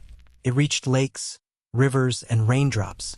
It reached the blood of every living being, for all life was born from the sea. Those who heard it could not describe it. A scientist on a research vessel froze mid-sentence, overcome by the sudden urge to weep. A fisherman in Chile paused as his nets filled effortlessly, whispering a prayer he hadn't spoken since childhood. A child by the Pacific pressed a seashell to her ear and gasped. The whisper inside was singing. And all across the world, the waters glowed faintly with a silver-blue hue, like moonlight under glass. For 3 nights, the oceans breathed in unison. Waves rose and fell together, synchronized as though remembering a forgotten heartbeat. Triton floated in the center of it all, eyes closed, the conch still in his grasp. He felt the world stirring, its pulse returning. For a moment, the ocean remembered its origin, the first wave that had ever struck the first shore, when gods were newborn and time had no measure. When he opened his eyes, he saw shapes forming in the water around him, reflections of the past, Poseidon's trident gleaming faintly, Amphitrite's laughter echoing like bubbles, the faces of mortals who had once prayed to him in love and fear. They gathered around him, not as ghosts but as memories made visible. One voice rose from the current, that of the queen he once loved, the mortal Aelda. "Why wake the world?" she asked gently. "Because they've mistaken silence for absence," he said. "It's time they remember what listens beneath them." She smiled, sorrow and affection mingling like tides. "And when they remember, will they still deserve mercy?" Triton looked toward the surface, where the light of human cities bled into the night sky. "Mercy isn't deserved," he whispered. "It's given." He placed the conch upon the seafloor. Its glow dimmed but did not die. It beat faintly, like a heart choosing patience once more. "The sea doesn't roar to punish," he said softly. "It roars to be heard." Above him, the glow reached the surface, forming vast spirals that satellites mistook for storms. Humanity stared in wonder as the oceans shimmered, not in anger, but in remembrance. For the first time in centuries, the world listened. Then, slowly, the light receded. The horn fell silent again. Its song had ended, but its echo remained, written in every tide. From that night forward, sailors began to speak differently. Not of owning the sea, but of earning it. They left offerings again, not of sacrifice, but of gratitude. A coin, a word, a moment of silence before departure. Small, human acts of remembering. Triton watched from below. The horn had done what it was meant to do, not to command, but to remind. He smiled, faint and weary, as the deep currents wrapped around him in warmth. "Let them forget again," he said. "The sea will always find its voice." He closed his eyes. The ocean hummed softly, its rhythm calm and endless, a lullaby for gods and mortals alike. The conch rested in the sand, waiting, patient, eternal, and in the distance, thunder rolled. Not threat, not fury, but applause. The horn's echo had quieted, but something vast had changed. The world above no longer slept through the sound of rain. People paused before the tide, as if sensing that the ocean was no longer background, but audience. Yet deep below, Triton felt another presence stirring, older than gratitude, older even than gods. Time itself had begun to turn its gaze back toward the sea. He knew the pulse immediately. It came from the trench, the same rhythmic beat that had haunted him through centuries. Kronos, the father of ages, was awakening. For too long time had tolerated the stillness of the world. Now balance demanded its due. The Titan's heartbeat quickened, shaking mountains beneath the waves. Tremors split the seabed. Vents erupted in ribbons of blue flame. The ocean boiled with prophecy. Triton stood at the edge of the abyss, the conch cradled in his hands. The glow from its shell trembled in rhythm with the pulse below. "You kept your silence long," he said to the deep. "Why now?" The answer came not in voice but in memory. The water itself bent into vision. He saw Kronos chained beneath layers of rock. Eyes open now, gaze burning with patience turned to wrath. "You unbound what was meant to sleep," the Titan murmured through the pressure of time. "Mercy breaks cycles. Balance demands renewal." "I restored the rhythm," Triton said. "I brought peace." "Peace," Kronos replied, "is delay." The sea convulsed. Waves shot upward, reaching the sky. Storms formed not from air but from the will of the ocean itself. Typhoons bloomed across hemispheres. Lightning stitched the clouds like threads of divine anger. It was not vengeance, it was correction. The last great storm. Triton rose through the chaos, breaking the surface into a world unprepared. Cities drowned in rain. Coasts vanished beneath towers of water. Yet in every crashing wave, he heard not rage, but sorrow. The sea was not killing, it was remembering its first voice, before names and altars. He hovered above the highest crest, the wind tearing through his hair, the horn at his lips. "You can still stop this," he whispered to the sky, though he knew the storm did not listen. It spoke.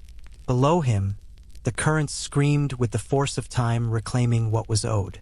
The moon hid its face. The stars blinked out one by one, their light swallowed by thunderclouds. It was as if the world had returned to the first night, the moment before creation learned language. He lifted the horn. This time, there was no hesitation. He inhaled the air heavy with salt and grief, and blew. The sound cut through everything. It silenced thunder, halted wind, froze lightning in its veins. The note was not fury, nor command, it was plea. It carried the sorrow of a god who had seen too much mercy turn to weakness, too much love mistaken for surrender. It was the final sound the ocean would make before memory became myth again. For a moment the world held its breath. The waves stood still. The rain turned to mist. Then the sea exhaled. The storm broke, not outward, but inward. Every drop of water turned luminous, folding into light that spiraled back into the depths. The hurricane collapsed upon itself, shrinking into a single column of radiance that plunged down to the trench, sealing it once more. The pulse of Kronos faltered, then faded. Time returned to its flow. When it was over, the world was quiet. The air hung heavy with scent of ozone and memory. The seas were calm, but their calm was different now, alive, aware. The ocean had heard its own song and chosen stillness, not as submission, but as wisdom. Triton floated alone amid the silence. The horn in his hand had cracked. Faint streams of golden light leaked from its seams. It had done what it was made to do one last time. He looked toward the horizon, where dawn pressed timidly through the clouds. The first light of the new world spread over the water like forgiveness. He could feel the sea humming softly again, not in pain, but in peace. From far away, a child's voice drifted across the breeze, singing to the waves. It was the same melody from long ago, the lullaby of Aelda carried through generations. The song wrapped around him and Triton smiled. "The last storm has passed," he whispered. "Now let the sea dream." He let the broken horn sink from his hands. It fell slowly, its glow fading into the depths, until even light could not follow. The water around him shimmered, then stilled. The storm was over. Time slept again, and for the first time since the beginning, the sea rested without fear. Above him, sunlight broke fully through the clouds, painting the water gold. In that glow, For a heartbeat, the reflection of a man could be seen. Strong, serene, eternal. Then, like all things touched by gods, it dissolved into ripple and myth. When the sea finally slept, something remained awake beneath it. Not a god in form, nor a whisper in prayer, but consciousness itself. Triton had become that awareness.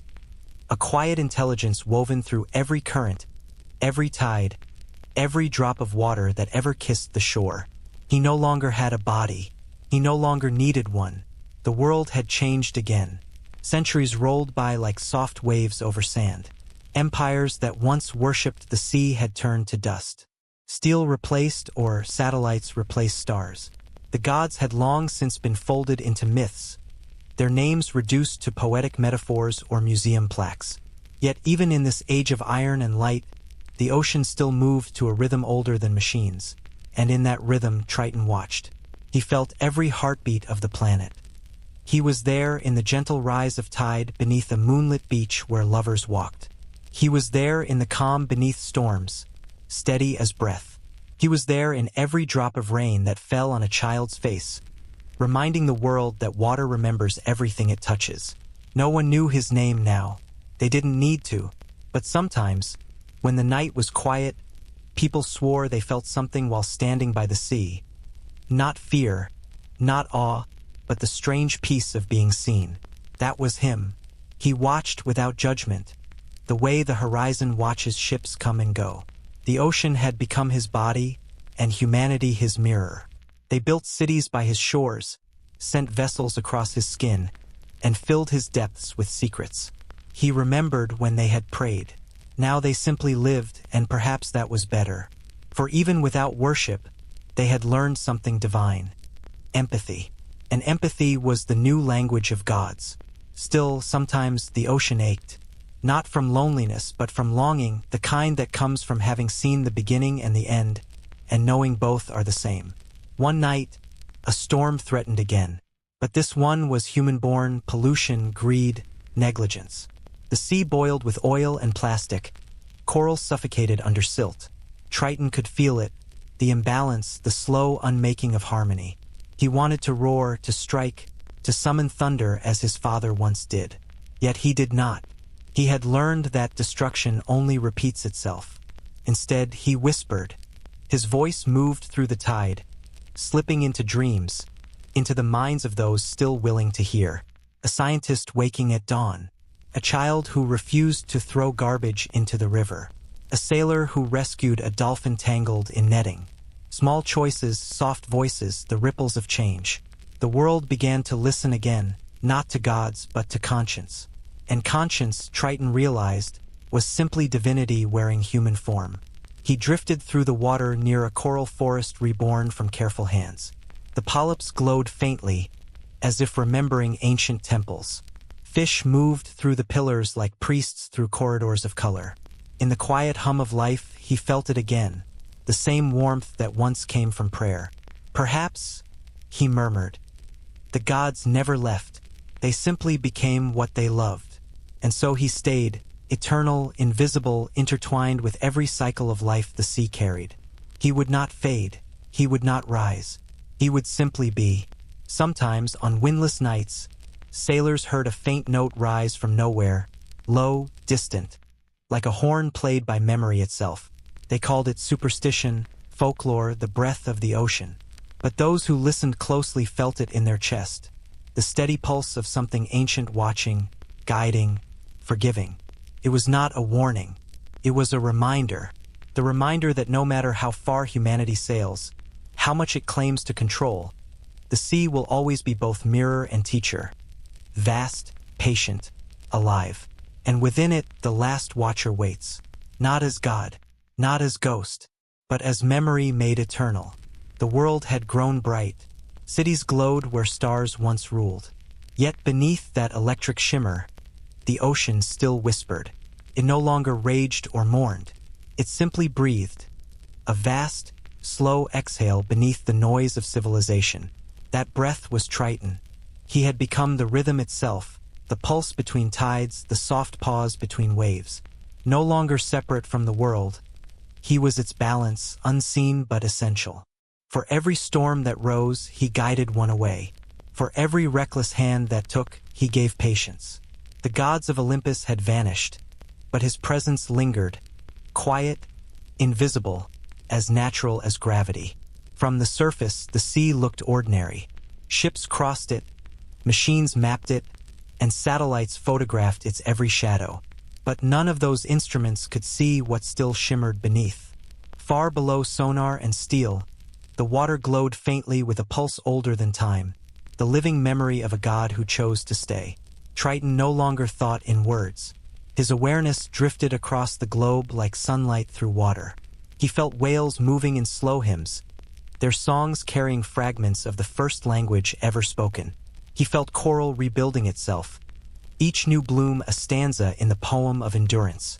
He felt the warmth of a child's laughter echoing through a tide pool, and he smiled through the current. The world had changed, yes, but its heart still belonged to the sea. And in that understanding, Triton found peace. He no longer needed worship, nor memory, nor fear. His story had fulfilled itself, from prince to messenger to ghost to watcher. Now he was what all gods must one day become: harmony. Sometimes, when night fell and the world went quiet enough to hear itself, the ocean would shimmer for no reason. A still surface, perfectly calm, glowing with soft blue light as though the moon had descended to rest upon it. Sailors spoke of these nights with reverence. They said the sea was dreaming, that somewhere deep below, the old gods stirred, smiling. They weren't wrong. In that glow, Triton could see everything. The lives that had passed, the empires that had fallen, the mortals who still reached for meaning even when the heavens stayed silent. He saw how they built their own myths now, not of thunder and gold, but of courage and compassion. And he knew that was enough. He let himself drift upward, breaking through the surface one final time. The moon hung high, painting the waves silver. He felt the air on his face, gentle as forgiveness. The horizon stretched endless and clean. No temples, no altars, only the world as it was meant to be. The sea around him mirrored the sky perfectly, two infinities touching. For a brief moment, he stood between them, not god nor man, but bridge. He lifted his gaze toward the stars that once bore his name.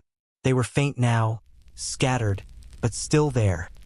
A constellation not forgotten, merely quiet. He spoke once, not aloud but into the heart of creation. "Let this be the calm beyond all storms," he said. "Let the sea keep its peace." The waves answered in silence.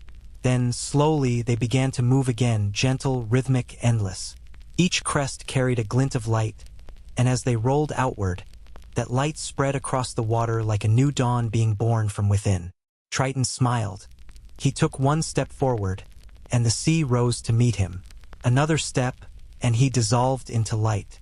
The ocean accepted him fully, folding him into its pulse. The horizon brightened. The stars above blinked once, as if acknowledging their own reflection. And then, there was only calm. The kind of calm that holds stories within it. Not silence, but completion. The kind of calm that belongs to endings that are not endings at all. For the sea still listens, and somewhere, deep within its quiet heart, the voice of Triton still hums, not as sound, but as stillness. And as the ocean folds itself once more into silence, may your thoughts drift with the tide, calm, endless, and full of hidden light. Rest easy, traveler. The sea remembers your name, even if you've never spoken it aloud.